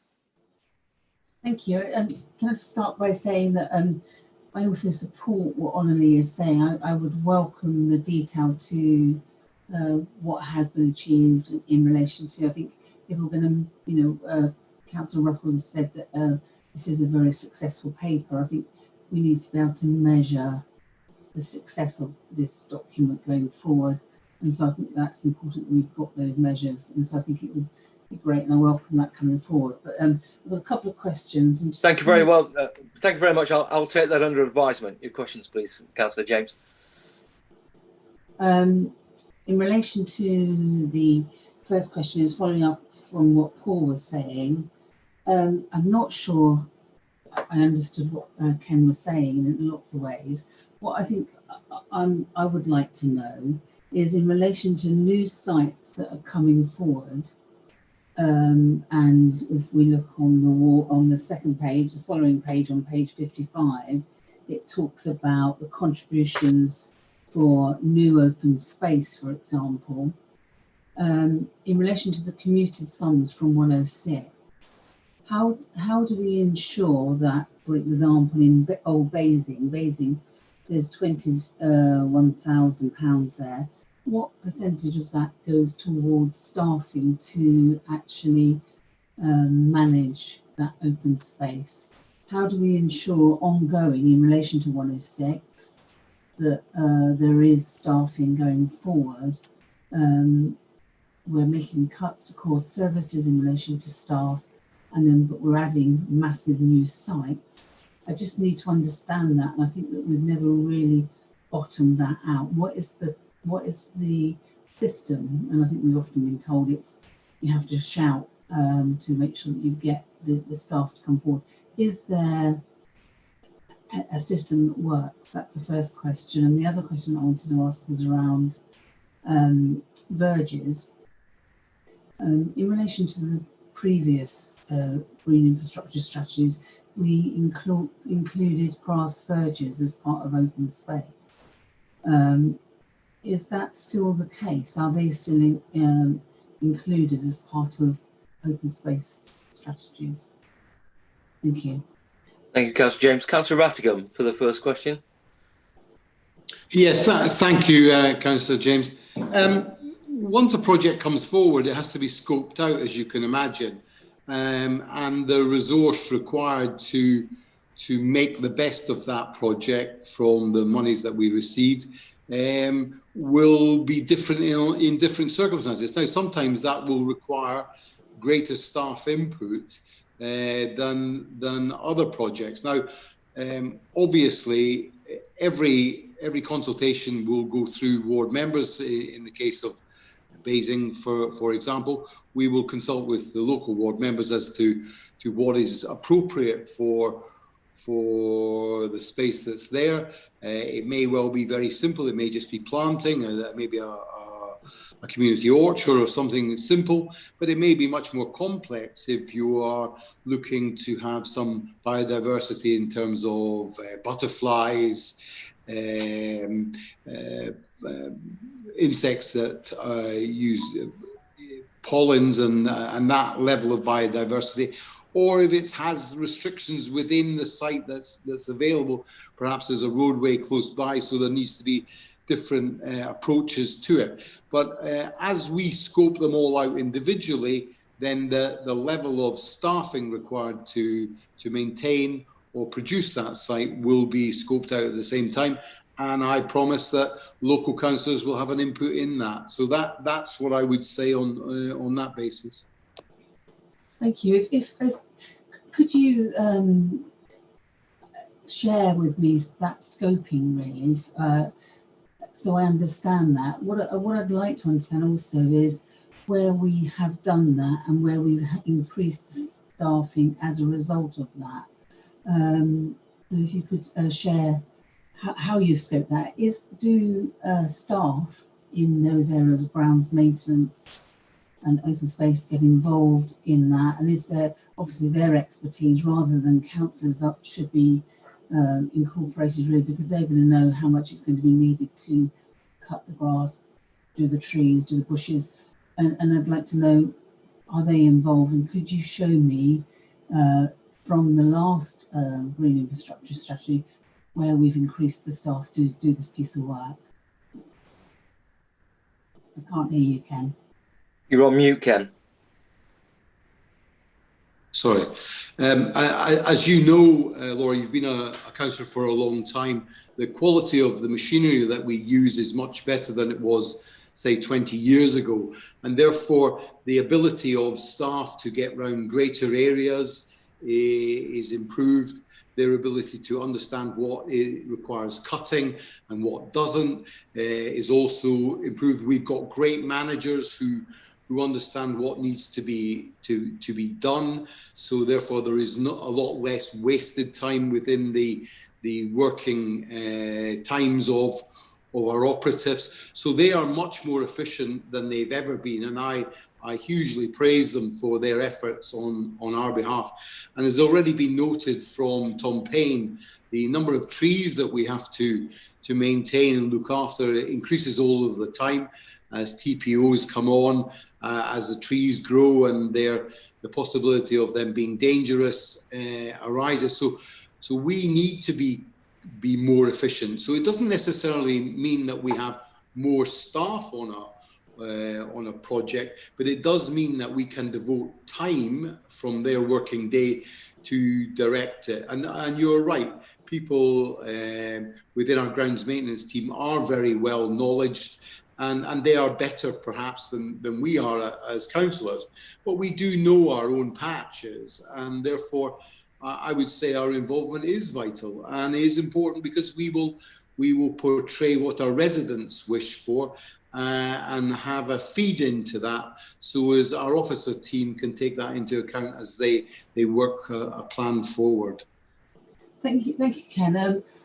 Like you say, like you say, Ken, I've been around a long time, and I've seen a lot of development within my own ward, but I've seen a cut in staff. So what I would like to understand, as a part of this strategy, Councillor Ruffle, where we've seen 50 new sites come forward for, in development terms, and for us to implement this strategy and to maintain the land to that standard that you're requiring of us, Councillor Ruffle, where are the staff in relation to the 106, and what is the, and I'd like you, Mark, if you could, to share with me the matrix on how you determine where that staff and how many staff we get against that 106 contribution.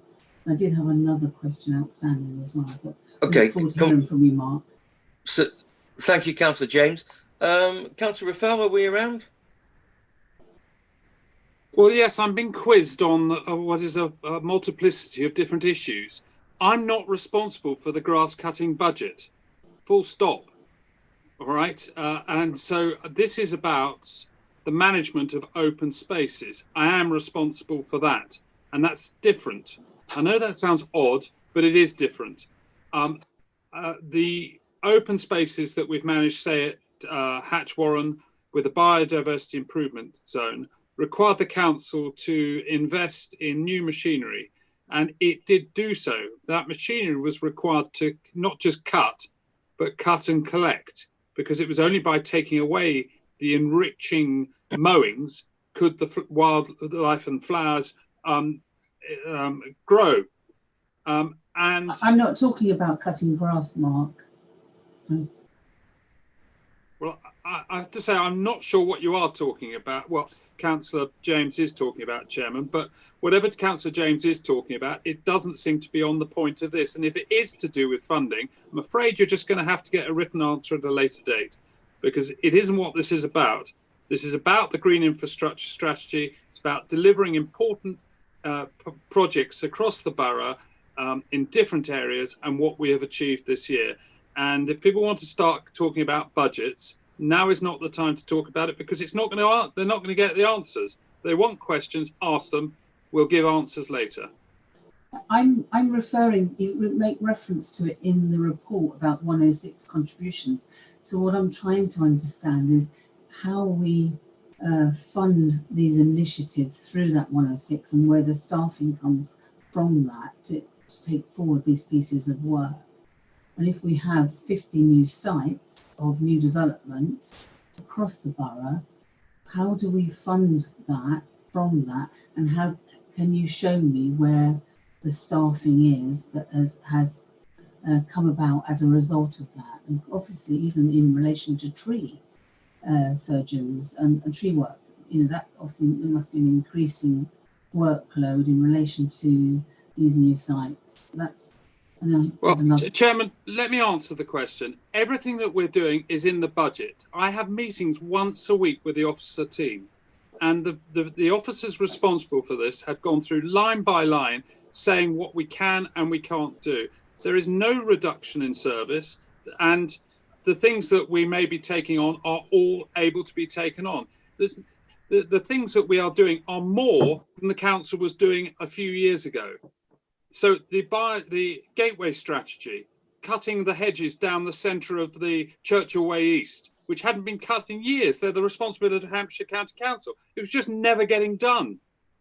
And what do? Do we bleat to them? No, we went on to them and said, well, if you won't do it, we will do it, because it was just sick and tired of waiting for them. And I think it's wonderful. Mark, I think it's wonderful what you're doing. I'm not saying that. I'm saying it's wonderful, but the consequences is that we have no more staff to do that, and the areas are growing, and the responsibilities are growing, and the budget is being cut in these areas. No. They're taking 106 money. Chairman, the budget is not being cut to prevent the service being delivered. All right. Now, I'm absolutely clear about that, because otherwise we wouldn't be doing the things we're doing.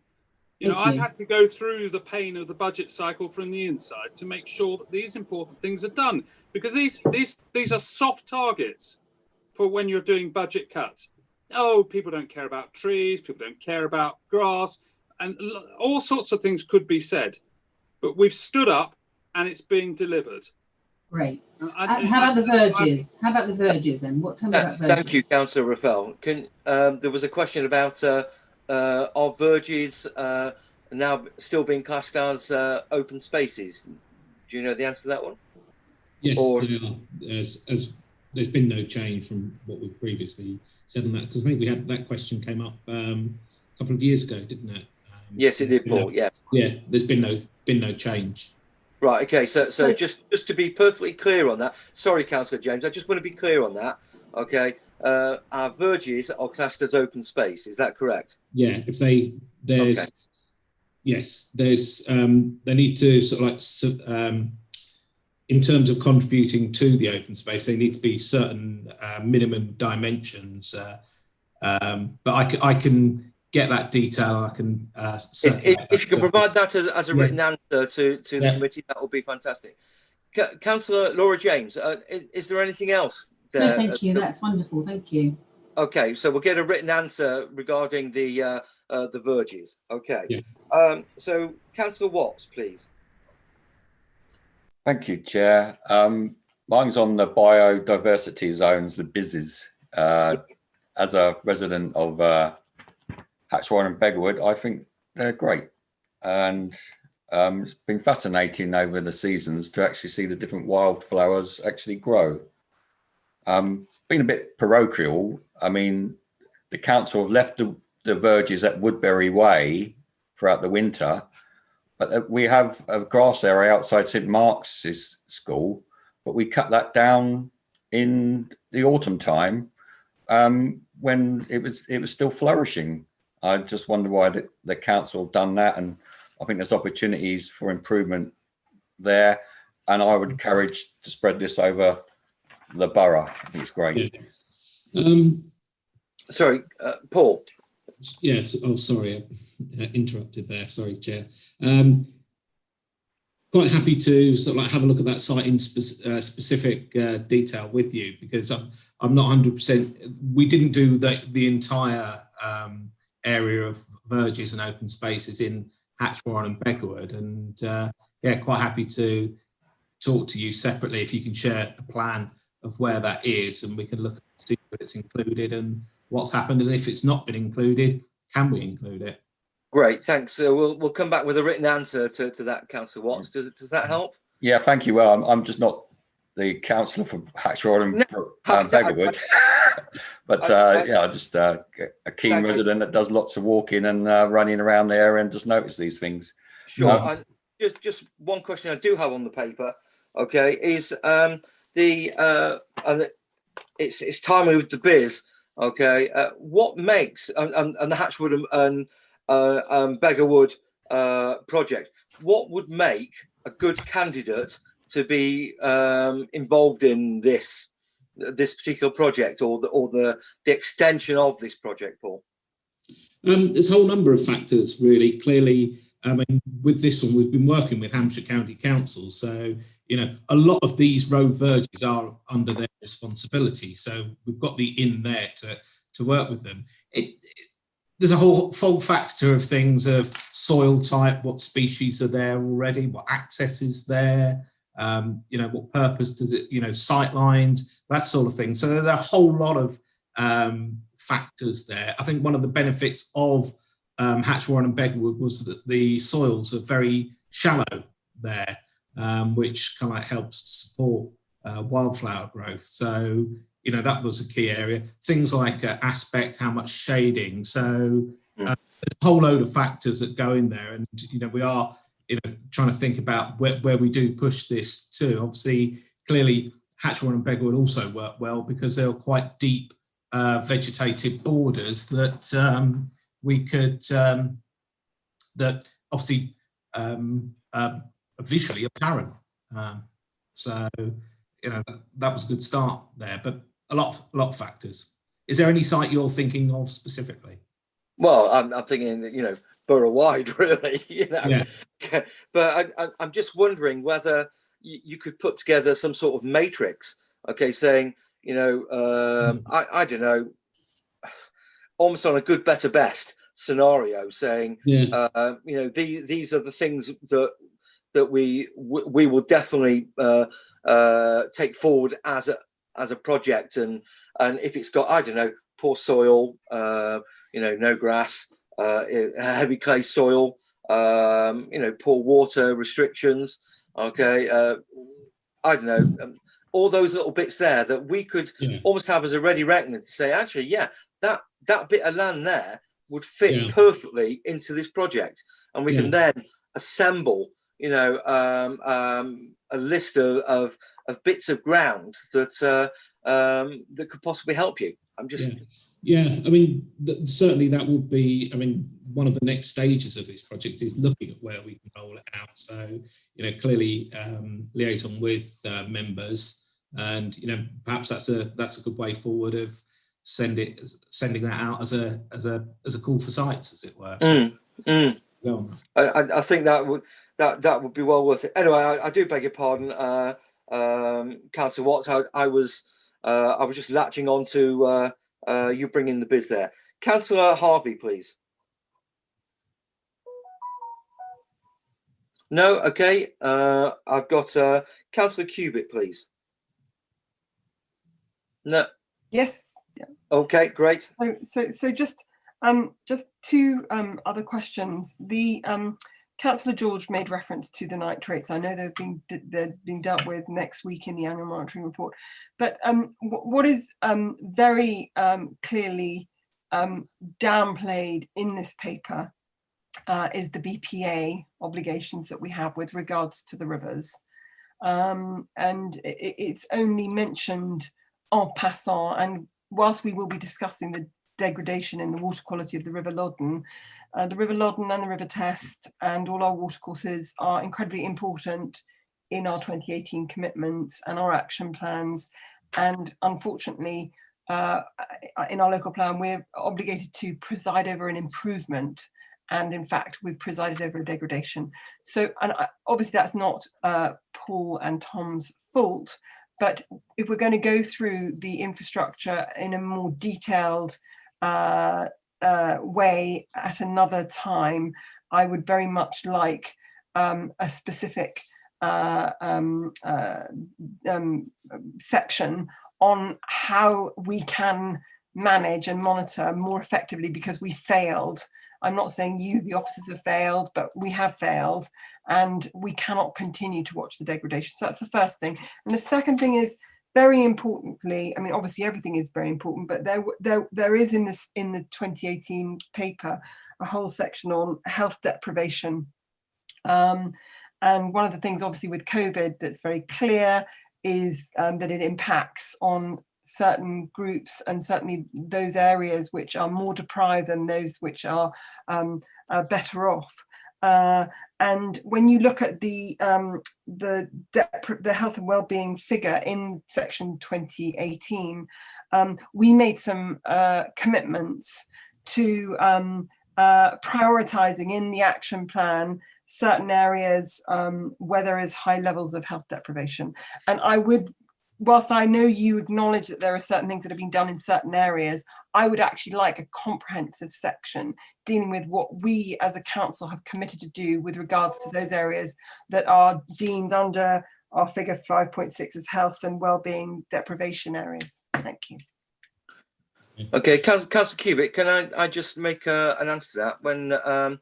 When we were discussing the work programme, okay, at the meeting yesterday, I did request, I know you put in an email to me about looking for monitoring of water of the River Loddon. I have to get them right. I've kind of expanded a little bit, and I have requested officers actually write to the EA for a presentation on the test and also the River Loddon. Okay, so I just want to bottom that out now. Okay, mention it will come up again in the work programme area. Okay, because I just want to let you know that that's happened, and I just want to try and get us back on course onto the paper a little bit. Okay, so because we have a paper here that we've got to discuss tonight. Okay, and debate, and whilst I just want to try and focus the meeting back onto that so we can get it done. So that is coming through. Okay. I've got Councillor Raffel next, please.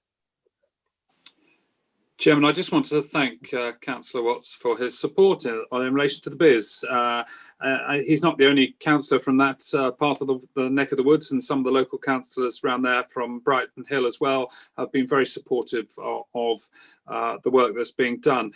You have to remember this is a novel idea. It's the only one in Hampshire, maybe the only one in the country, and we have been somewhat put into slow motion by the COVID epidemic, because what we wanted to do last year was to go into schools, explain all about it, get them really enthused with projects on the ground, and watch how the environment around them, where they live, was improving, and get them to join in their own way with monitoring matters, and then of course enthuse their parents with it and see where that took us.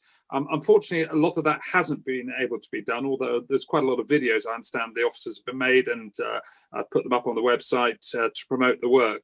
And so we had then hoped to reboot it again this year, and of course we're now in a sort of not quite sure where what the speed is for this year going forwards.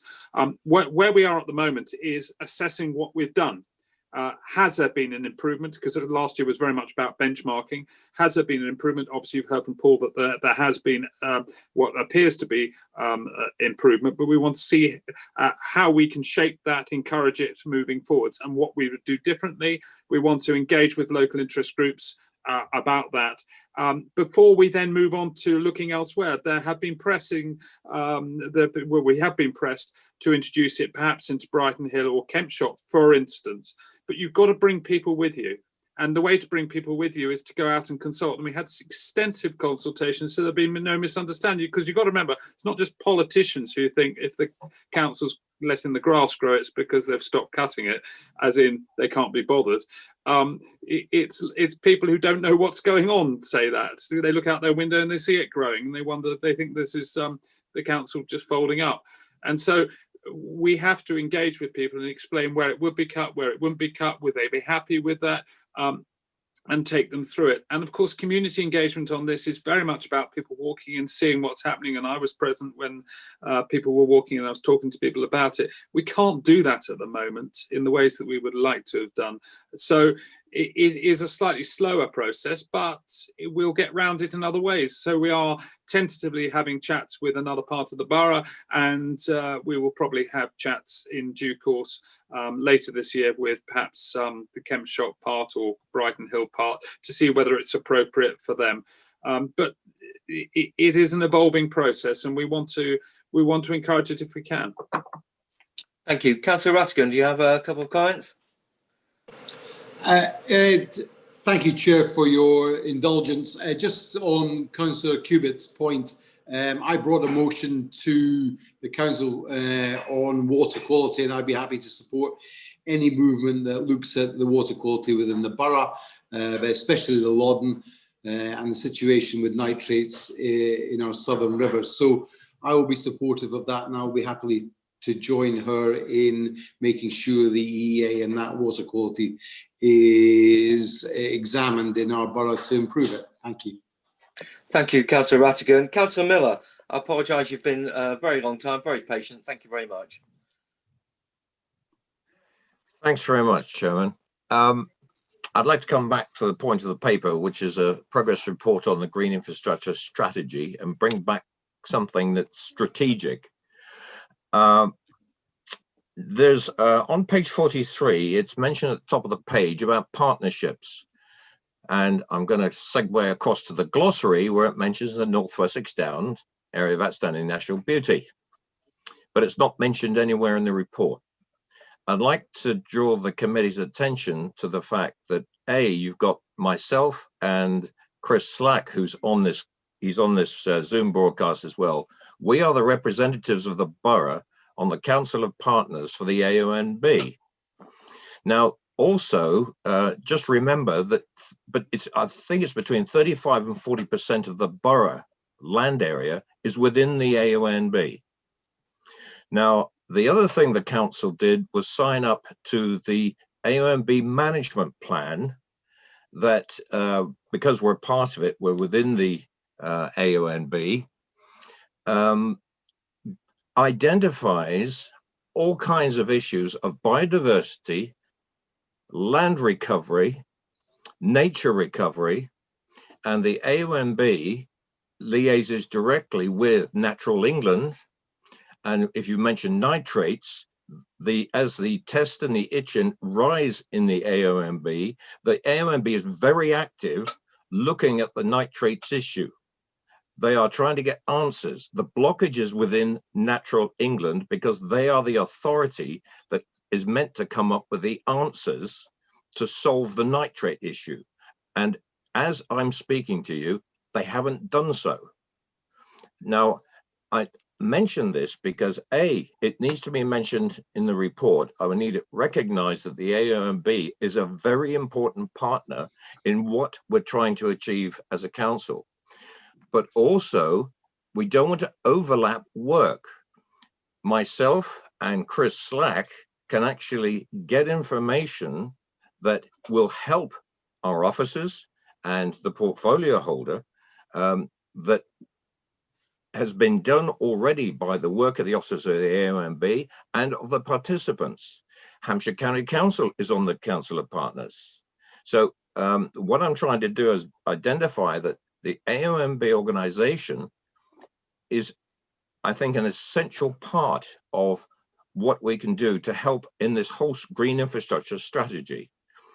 Also, they are a big player when it comes to planning applications, which have already been mentioned in the discussion this evening, because the AONB is a protected landscape. One thing you may not know is that a report came out the beginning of this year called the Glover Report, a national report on protected landscapes. And I would say that within the next 2 years, the shape and the designation and the protection applied to protected landscapes, and I use the generic term, will be strengthened, because the importance of preserving our natural environment is recognized for all kinds of reasons. Some of them mentioned this evening, needs to be strengthened. It's all to do with climate change. It's all to do with carbon capture. That if you cut one tree down, you should replace it with 3 trees. That is a concept, that is a strategy. It's a strategy that needs to be applied if we're going to get anywhere in this world moving forward.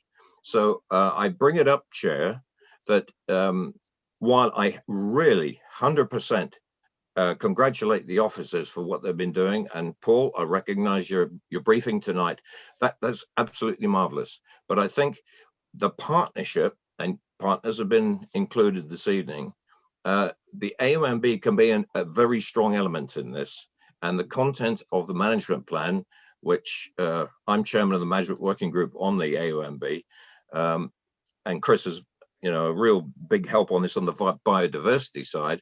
I commend it to the committee that's an important part of what we're trying to achieve here.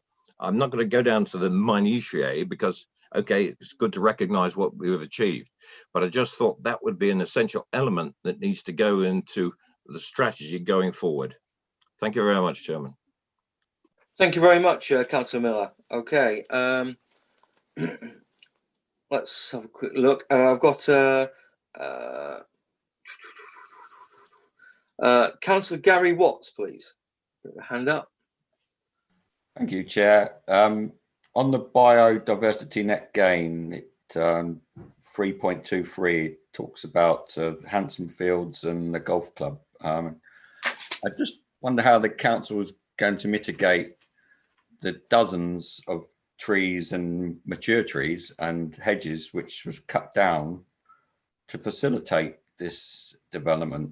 I mean, Councillor Miller just talked about 3 trees for 1 tree we've cut down, but we've cut down some trees here that have been here since I've been here 50 years. Outrageous, which the council has felicitated that in a planning application. I just wonder what our strategy is going forward to mitigate that.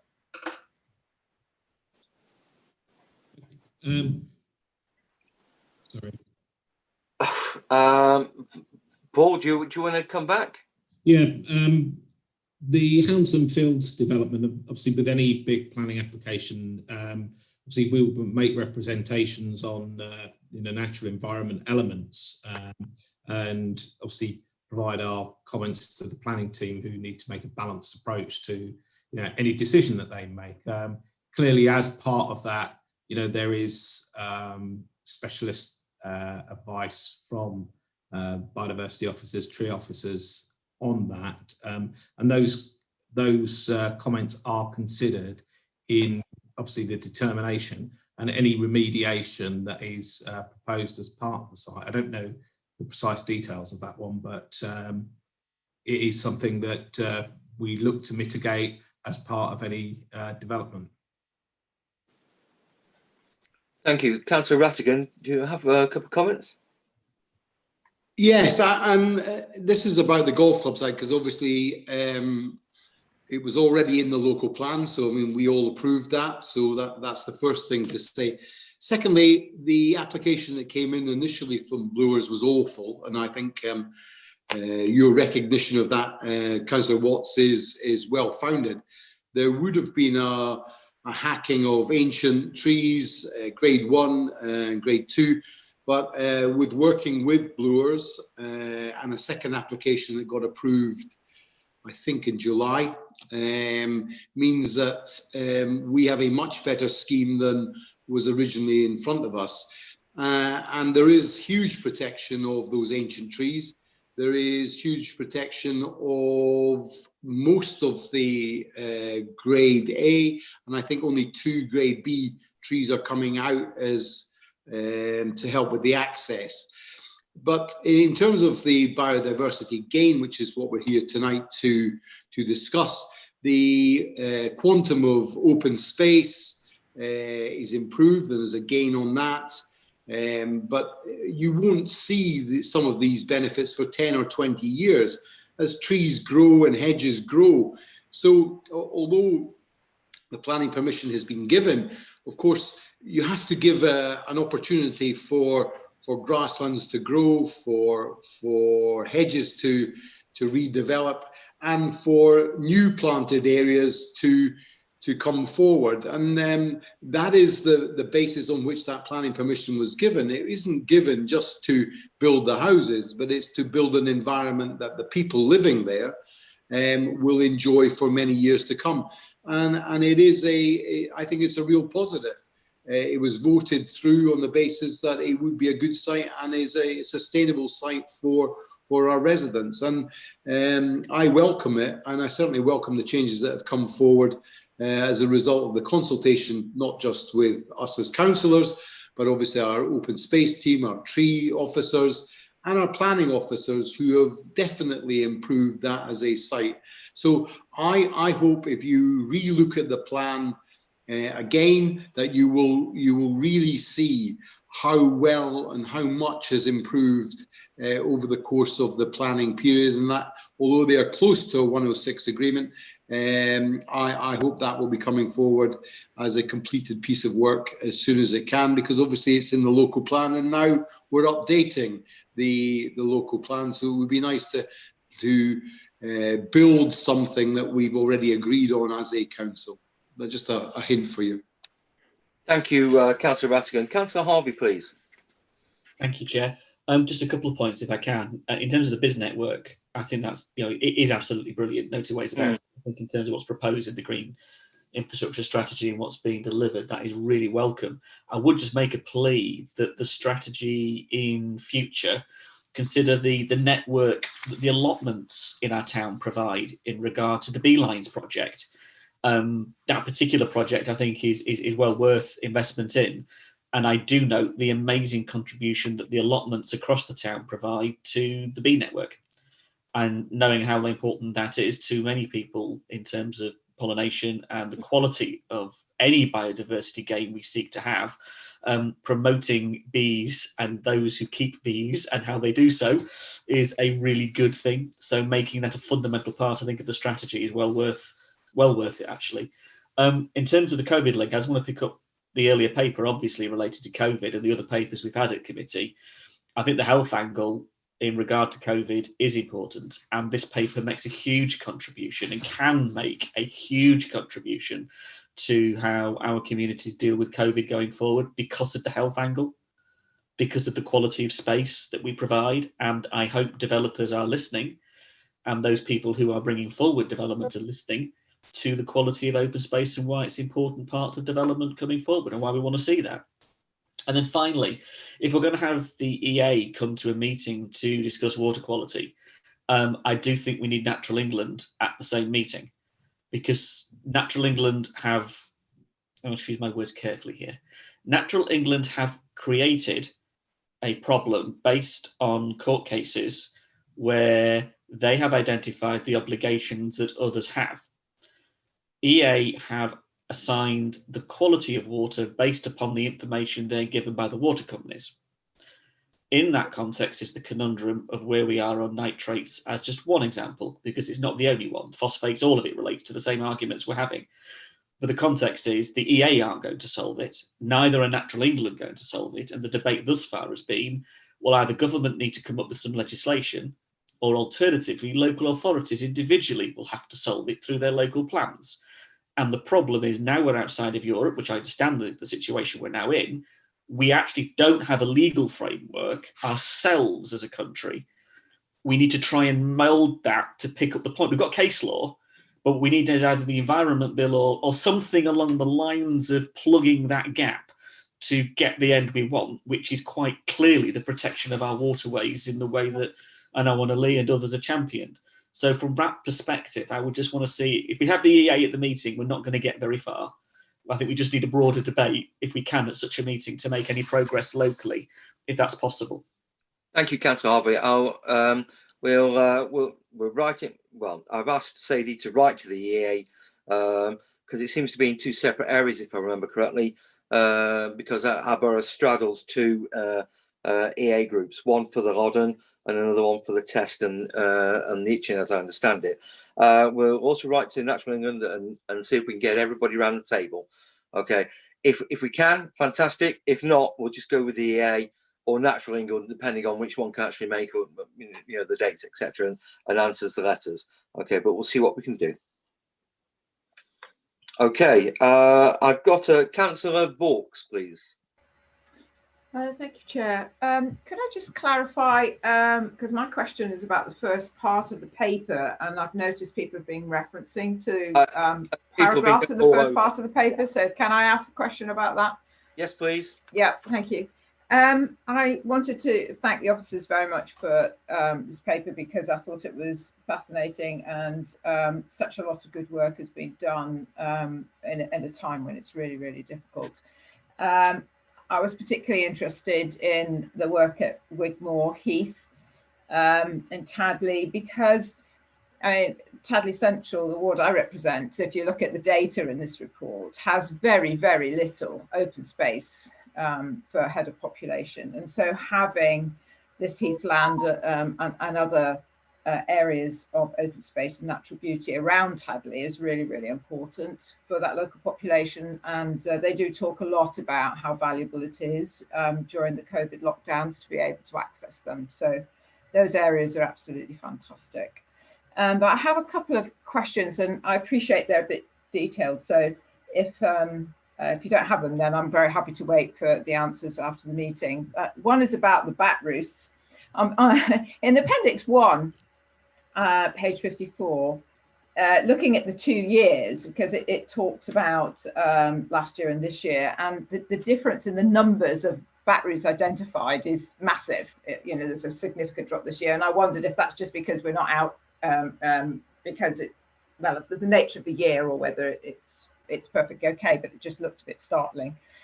And the other one is about the skate park at Memorial Park, because I go to that park a lot, and the changes in the park last year, where a lot of the growth at the bottom of the trees and all the shrubbery being removed made a fantastic difference to the skate park. It made it a safer place for kids to go to, and it's a very popular skate park. So very interested to hear that it will be re-provided, but will there be delays because of the COVID-19, and particularly the need to engage with the community about what the skate park looks like and what facilities are in it? Thank you. Thank you, Councillor Vaux. Paul, yes, do you have... thanks very much for your comments, Councillor Vaux. Deal with them both relatively straightforwardly. You're quite right, the difference in the bat roost numbers are really just purely down to the type of applications we're getting through. It's not that we're asking for any less, it just relates to the suitability of sites for them. So that's a straightforward reason for that. I mean, yeah, I picked up on that as well, and just double checking it as well. So yeah, that's good. But there's skate park at the War Memorial Park. We're actually quite way through the process of that, of actually having appointed a company to design it, and they are in the process of fine-tuning the final design with the community groups there. And as is the way with a lot of things nowadays, a lot of that is happening online through that. We've made some very good contacts with local users. They haven't been backwards in coming forward. So we're quite on the ball there with involving them as part of the project. That's really good news. I'm very pleased to hear that, because I think it's a fantastic asset, that skate park, and part of the whole Memorial Park. It's really, really good and well placed. I think it's a good facility. So thank you very much for the answer. Thank you, Councillor Vaux. I just want to ask a question about the Basingstoke Canal. Okay, it's obviously a very important part of biodiversity that we have in the borough. The report kind of glosses over bits of it. You know, it's fantastic that we're part of the Joint Management Committee. I'm just trying to understand, you know, what more opportunities will there be for the canal? Can you expand a little bit more on that, or is it too? Are we at too early in a stage? Would you like me to? Go on, yes, Councillor Raffel. Well, it's called the Basingstoke Canal for one reason, because it runs from Basingstoke, and it seemed to me to be fairly potty that we have played as an authority no part in it either contributing to its restoration or anything else in the last 30, 40, 50 years. We have a section of canal that was pretty well restored in terms of getting water back into it, which is about a mile long to the west of the Greywell Tunnel to the Penny Bridge Road at Maple Durwell. Unfortunately, there is now an awful lot of trees have fallen into that, but it's very well used a towpath. We have then there's a gap across a field, and then we have a section of canal which is owned by the borough, where we are looking at seeing whether a footpath can be run along it, where it almost joins up with other borough land. And then, of course, it disappears again until the M3. And then we are currently putting the section of the canal that runs behind Cavalier Road into a conservation area for Old Basing, so it both benefits the residents at Cavalier Road, and at the same time it protects the strip of land round the east of Old Basing. Then that joins up with the Basing conservation area in the centre of Old Basing, and then we are putting, as a result of my suggestion at the start and the consultation responses, the section of the canal up to the Swing Bridge cottages opposite the lime pits, into that part there along Redbridge Road, also into the conservation area, which then just leaves the filled-in loop that joins up with Eastrock Park. And it's my ambition and the work that we've been doing that the route, and when by route I mean footpath, running track, walking track, something that you can cycle path, the route of the Basingstoke Canal as best can be used, because some parts have got houses on and the rest, and other parts, therefore main roads will have to be used, and obviously crossing the M3 will have to rely on normal roads. But the route of the Basingstoke Canal from the centre of Basingstoke Eastrock Park through to Old Basing and thereafter through to Greywell should be restored as a link for multiple users, and we are working our way through that. It's a long process, but we're starting on it, and I think that has many benefits. It has many benefits for residents coming to Basingstoke, because we can now talk about come to Basingstoke, go to Eastrock Park, walk to Basing House along the historic Basingstoke Canal route, rather than people just thinking about Basingstoke being about concrete and roundabouts. We can rejoin it up with its history in the past, and that is of great importance. It allows people who work at Basingview to exercise and go eastwards. It allows people east of in Old Basing potentially to walk or cycle into the station and into the town, which has got to be a positive benefit if we get this route working.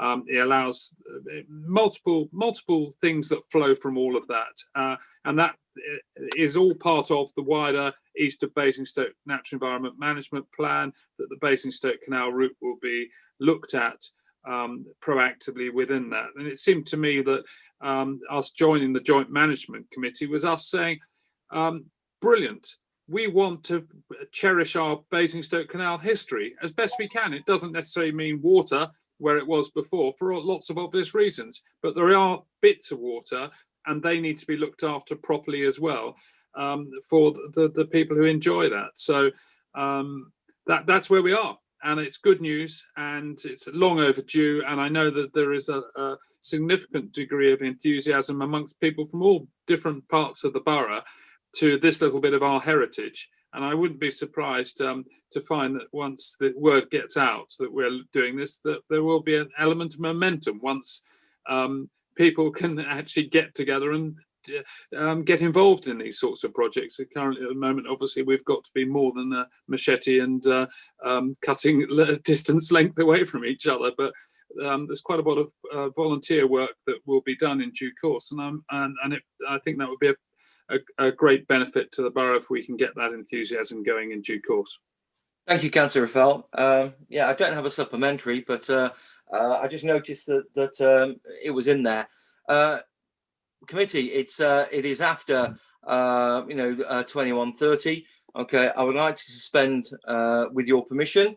Okay, standing orders, and hopefully we can try and get through this in the work programme by say 10:15. Is that agreeable to everybody? Yes. Okay, all right. Okay, that's carried. Okay, so I mean, obviously we've been dotting around this paper. Okay, does anybody have any more questions on this paper per se, as in parts 1 and part 2, the environmental bill, before we go back onto the questions, okay, that in part 3 of the paper? Councillor Konesko. Andy? Sorry, I thought I pressed my mute button, but obviously I hadn't fallen into that trap as well. So apologies for that. That's all right. Thank you, Chair. Yeah, it was a question on the partnership with volunteers. So paragraph 3.16 on page 43. I remember from a conversation we might have had this time last year that there were some challenges involving volunteers in some of the conservation work. I think Councillor Raffel said at the time that he was looking at investigating those challenges and trying to overcome them. Judging by these numbers, it looks like those challenges have at least been partially overcome. So it would just be useful to have an update from Councillor Raffel as to whether there are any outstanding issues there. Well, I think the answer to the question is yes and no. And yes, there are always going to be outstanding issues because volunteers want to get their hands on the power tools and do as much as they can do in their own back garden on our council land. And unfortunately, the restrictions in place due to the dreaded health and safety, but ultimately actually to protect the volunteers, means that they can't. However, the solution has been to work closely with organisations such as the Hampshire and Isle of Wight Volunteer Trust, Wildlife Trust, to see whether they can, as it were, do the training and take on board the power tool element of it. And that seems to be proving successful, but it's tentative early days at the moment because, of course, we've had the wretched virus and we haven't yesterday really, I would think, properly tested this out. But it is something I had a conversation with this morning about how we can work closer with these groups. The work of the Hampshire and Isle of Wight Trust is magnificent, and they have a number of projects in the borough, number of projects on the edge of the borough. I was looking at the work they've done on the River Whitewater, which rises in my ward, but it goes through to Greywell and under the Basingstoke Canal. And the work they've done there, opening up what is fenland, and that will have marvellous benefits for wild birds and nesting in due course, I'm sure. And you think, well, what other river fenland do we have around? And wouldn't it be quite good if the Hampshire and Isle of Wight Wildlife Trust got involved with some of the other areas that we're looking at influencing in our boroughs and encouraging volunteers to work with them going forward. So I'm going to have some conversations with them, with Paul Johnson in due course. But my answer is yes and no, because I'm not totally convinced we've solved all of it. But it's better than it was, and I'm pleased to say that. Good. Can I ask a very quick supplementary, Chair?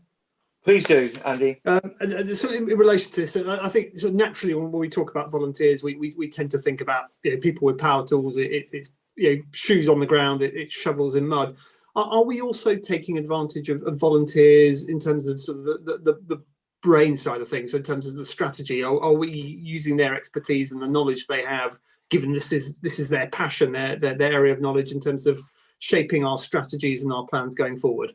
Well, the answer, Chairman, is this: yes, because when we set up the renewed green infrastructure strategy, before we started, we invited in Natural Basingstoke, and we said, look, this is what we're going to do. Comments welcome now.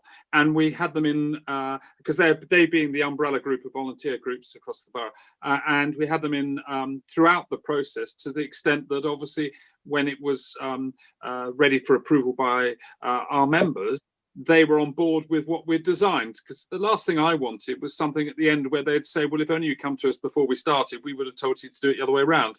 And whilst they'll undoubtedly probably watching this, and they will agree that we've made great progress towards many of their objectives, but we haven't satisfied all of them.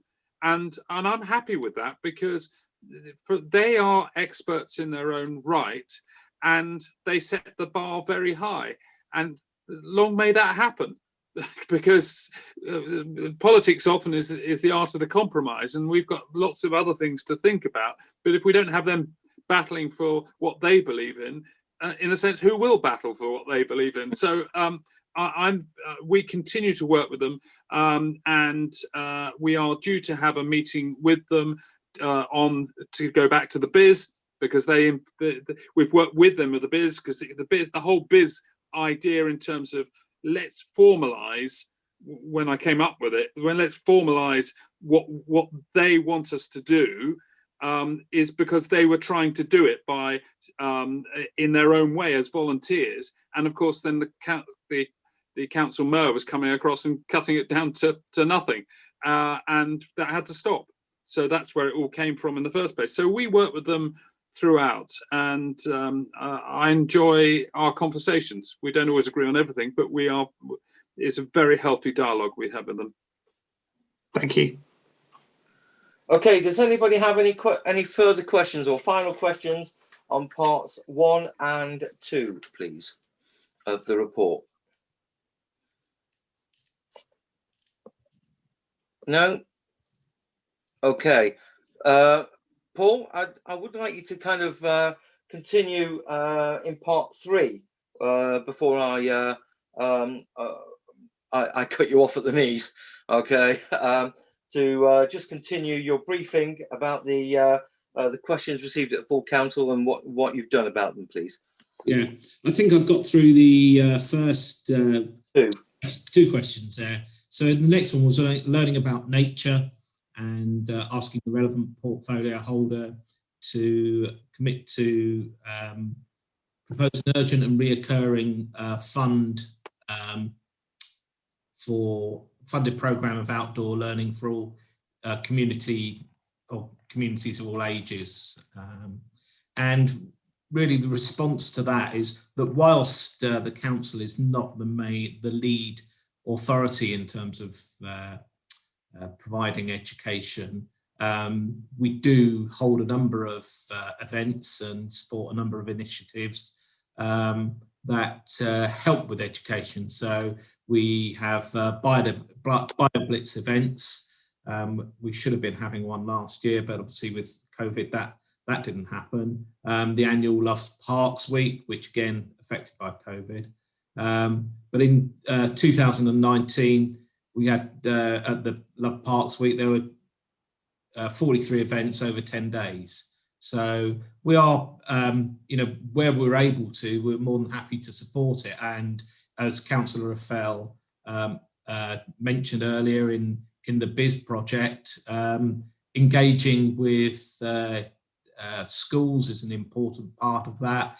And indeed with the BIS project, a lot of the social media work that we do, that's quite a handy bite-sized format that people have a lot of easy access to. So we're quite keen on promoting things within on the council website, Facebook page, and indeed in publications like Basingstoke and Dean Today.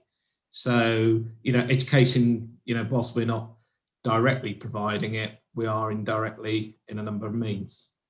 And then the final question was a council budget for nature, which we touched on briefly earlier about, and the question is, will the relevant portfolio holder respond to refer to committee this request to examine the state of nature across the borough and compare spending on nature with all other expenditure? And the response to that is that the GI strategy sets out the commitment to the natural environment, and the breadth of policies and projects that we're doing for this. And in addition to this, as we've mentioned before, there are additional resources as part of the East Basingstoke Natural Environment Plan, and also the Gateway Strategy. So that's where the additional support comes, and kind of like gives a broad kind of like summary of where the expenditure is. So that's really the two bits that I had left to discuss. Okay, thank you very much. Does anybody have any questions on part 3? Councillor George, you've got your hand up.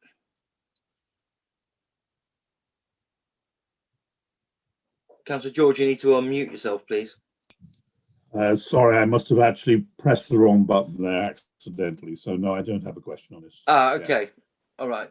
Does anybody have any questions on part 3?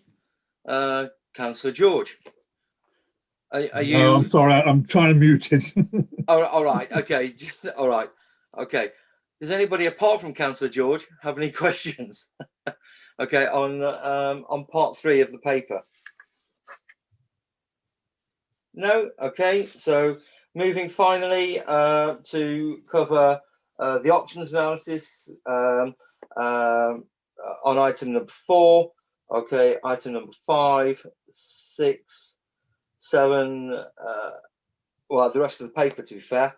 Okay, does anybody have any questions on that?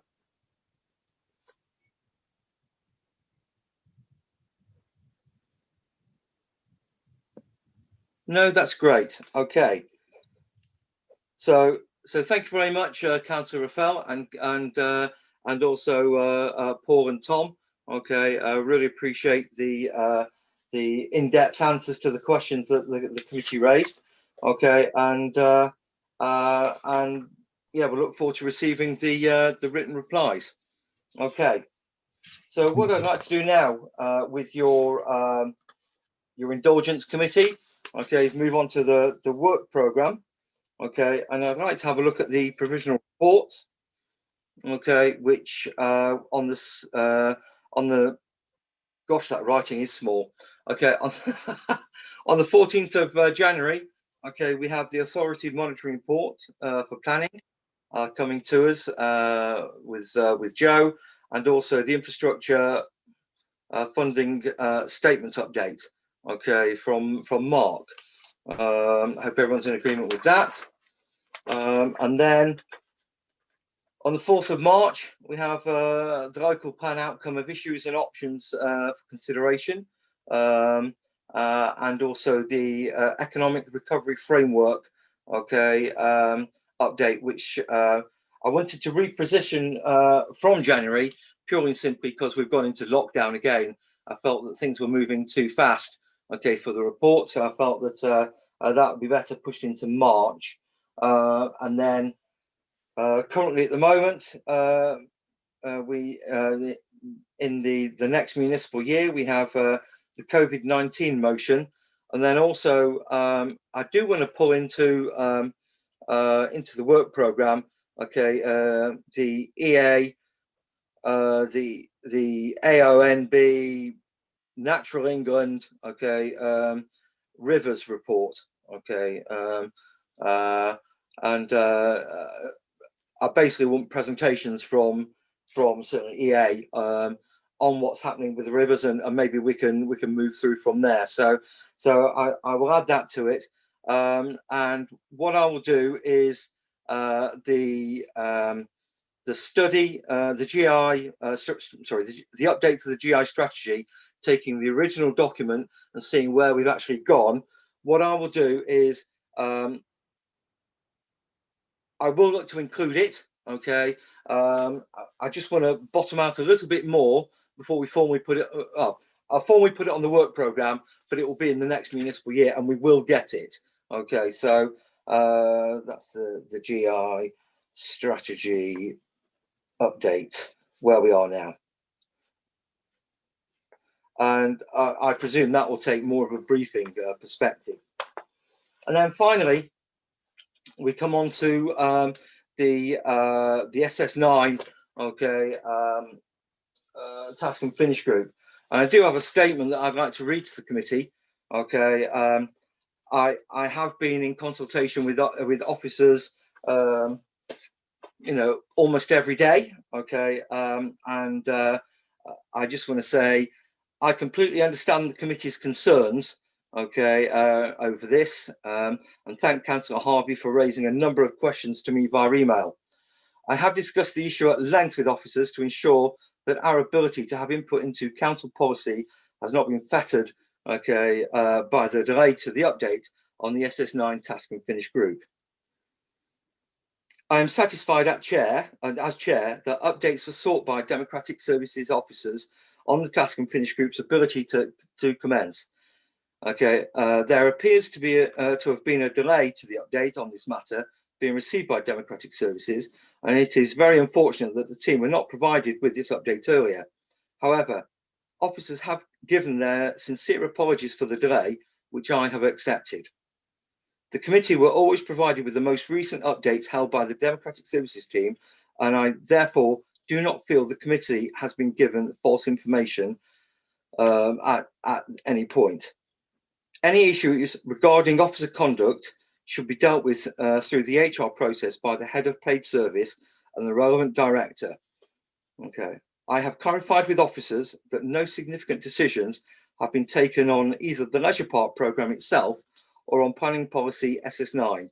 Indeed, members will recall that we are in the middle of our programme of work to revise the local plan, and that members of EPH have been invited to attend the programme of maps which are looking at the formation of the new plan policies. Therefore, alongside the task and finish group, there is still plenty of opportunity for the committee to input into the new local plan. Having taken advice from officers, they have confirmed that any lessons learnt from this matter will be picked up as part of the 2020/21 annual governance statement, which will be received by Audit and Accounts Committee in June 2021. I understand the committee's concerns and frustrations about the delay, okay, to the task and finish group being able to progress. However, I am still satisfied that we can now commence the task and finish group meetings and look at planning policy SS9, and that there has been no real detrimental impact caused by the delay in commencing the meetings. Councillor Harvey, as stated previously, has raised a number of questions primarily regarding the broader issues around the leisure park and its development. Okay, the head of law and governance will be providing a written response to these questions, which will be circulated to the members of the task and finish group by the 14th of January. This will then allow the group to focus on its objective in reviewing planning policy SS9. Okay, there are actually two lists of questions from Councillor Harvey. I'm working on the first one. I've been assured that the written answers are in draft and will be given to the committee very, very shortly. And then I will start working on the second list, okay, of questions to ensure that we get cracking on this as soon as possible. In order to take this forward, I have asked for a couple of dates to be provided to the lead task member, which is Councillor Laura James, you know, as soon as she has those, she will then be able to call a meeting, okay, of the task and finish group, okay, before the end of January, so we can get cracking on this. Okay, that's all I really have to say on it. Okay, I understand the committee's frustrations. I'm not very happy myself with it. Okay, but we sort of are where we are, and I can only thank Councillor Cubitt, okay, for raising the question at the last meeting. I'll be honest, I thought it was going to be a very simple answer, in the fact that, as far as I was concerned, it was still sub judice, and then that's the bit I was expecting. I wasn't expecting any form of delay, and I certainly wasn't expecting to be told that it had come out of sub judice, you know, well, in the late summer, early autumn. So we kind of are where we are. Okay, so Councillor James, okay, we will get the dates to you as soon as possible, okay, and look forward to your first meeting.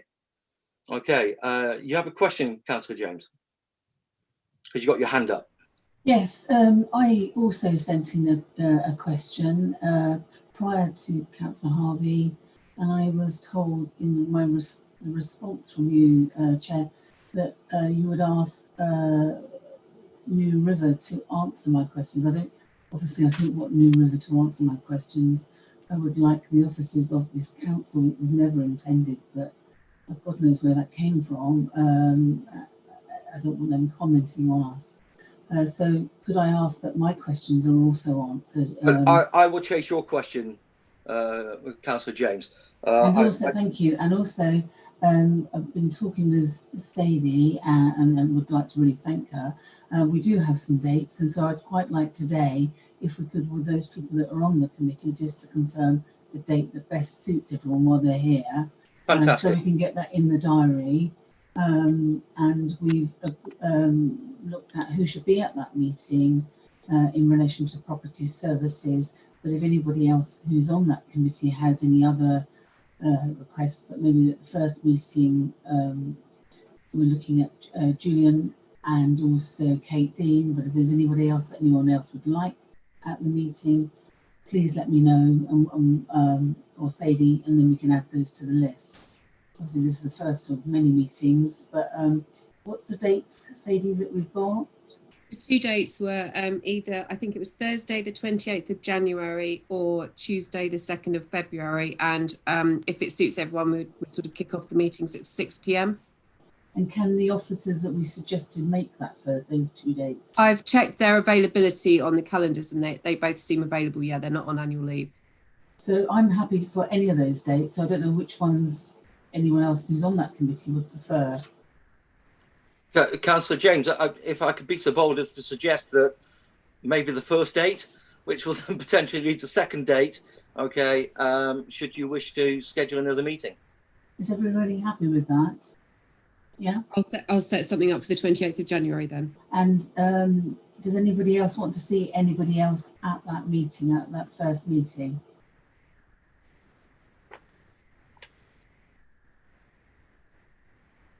No? Okay. No, I don't think so. Okay, that's fantastic. Thank you very much. Okay, and I look forward to helping push through this task and finish group. Councillor James, if you do have any issues, okay, I would like you to keep me informed, okay, because I will lend my weight, which is having lost a lot of weight, which is less considerable than it was. Okay, but I'll be more than happy to lend my weight, okay, to make sure that people attend your meeting. I mean, that'd be wonderful, but I suppose what we need before that meeting is responses to mine and Paul's questions that we ask, because that's going to help us. I understand that. I That's understand that. I've been working on Councillor Harvey's questions. Okay, I was expecting something, hopefully, to be there today, but upon chasing this evening, it was not going to be. But we will have answers to Councillor Harvey's question, okay, before the next meeting, which is on the 19th, okay, and I will have a look at your email, okay, after this meeting, and I'll see where I sent it, and I will push for answers as well. Okay. Right. And Sadie, could you just remind the committee who is on that committee?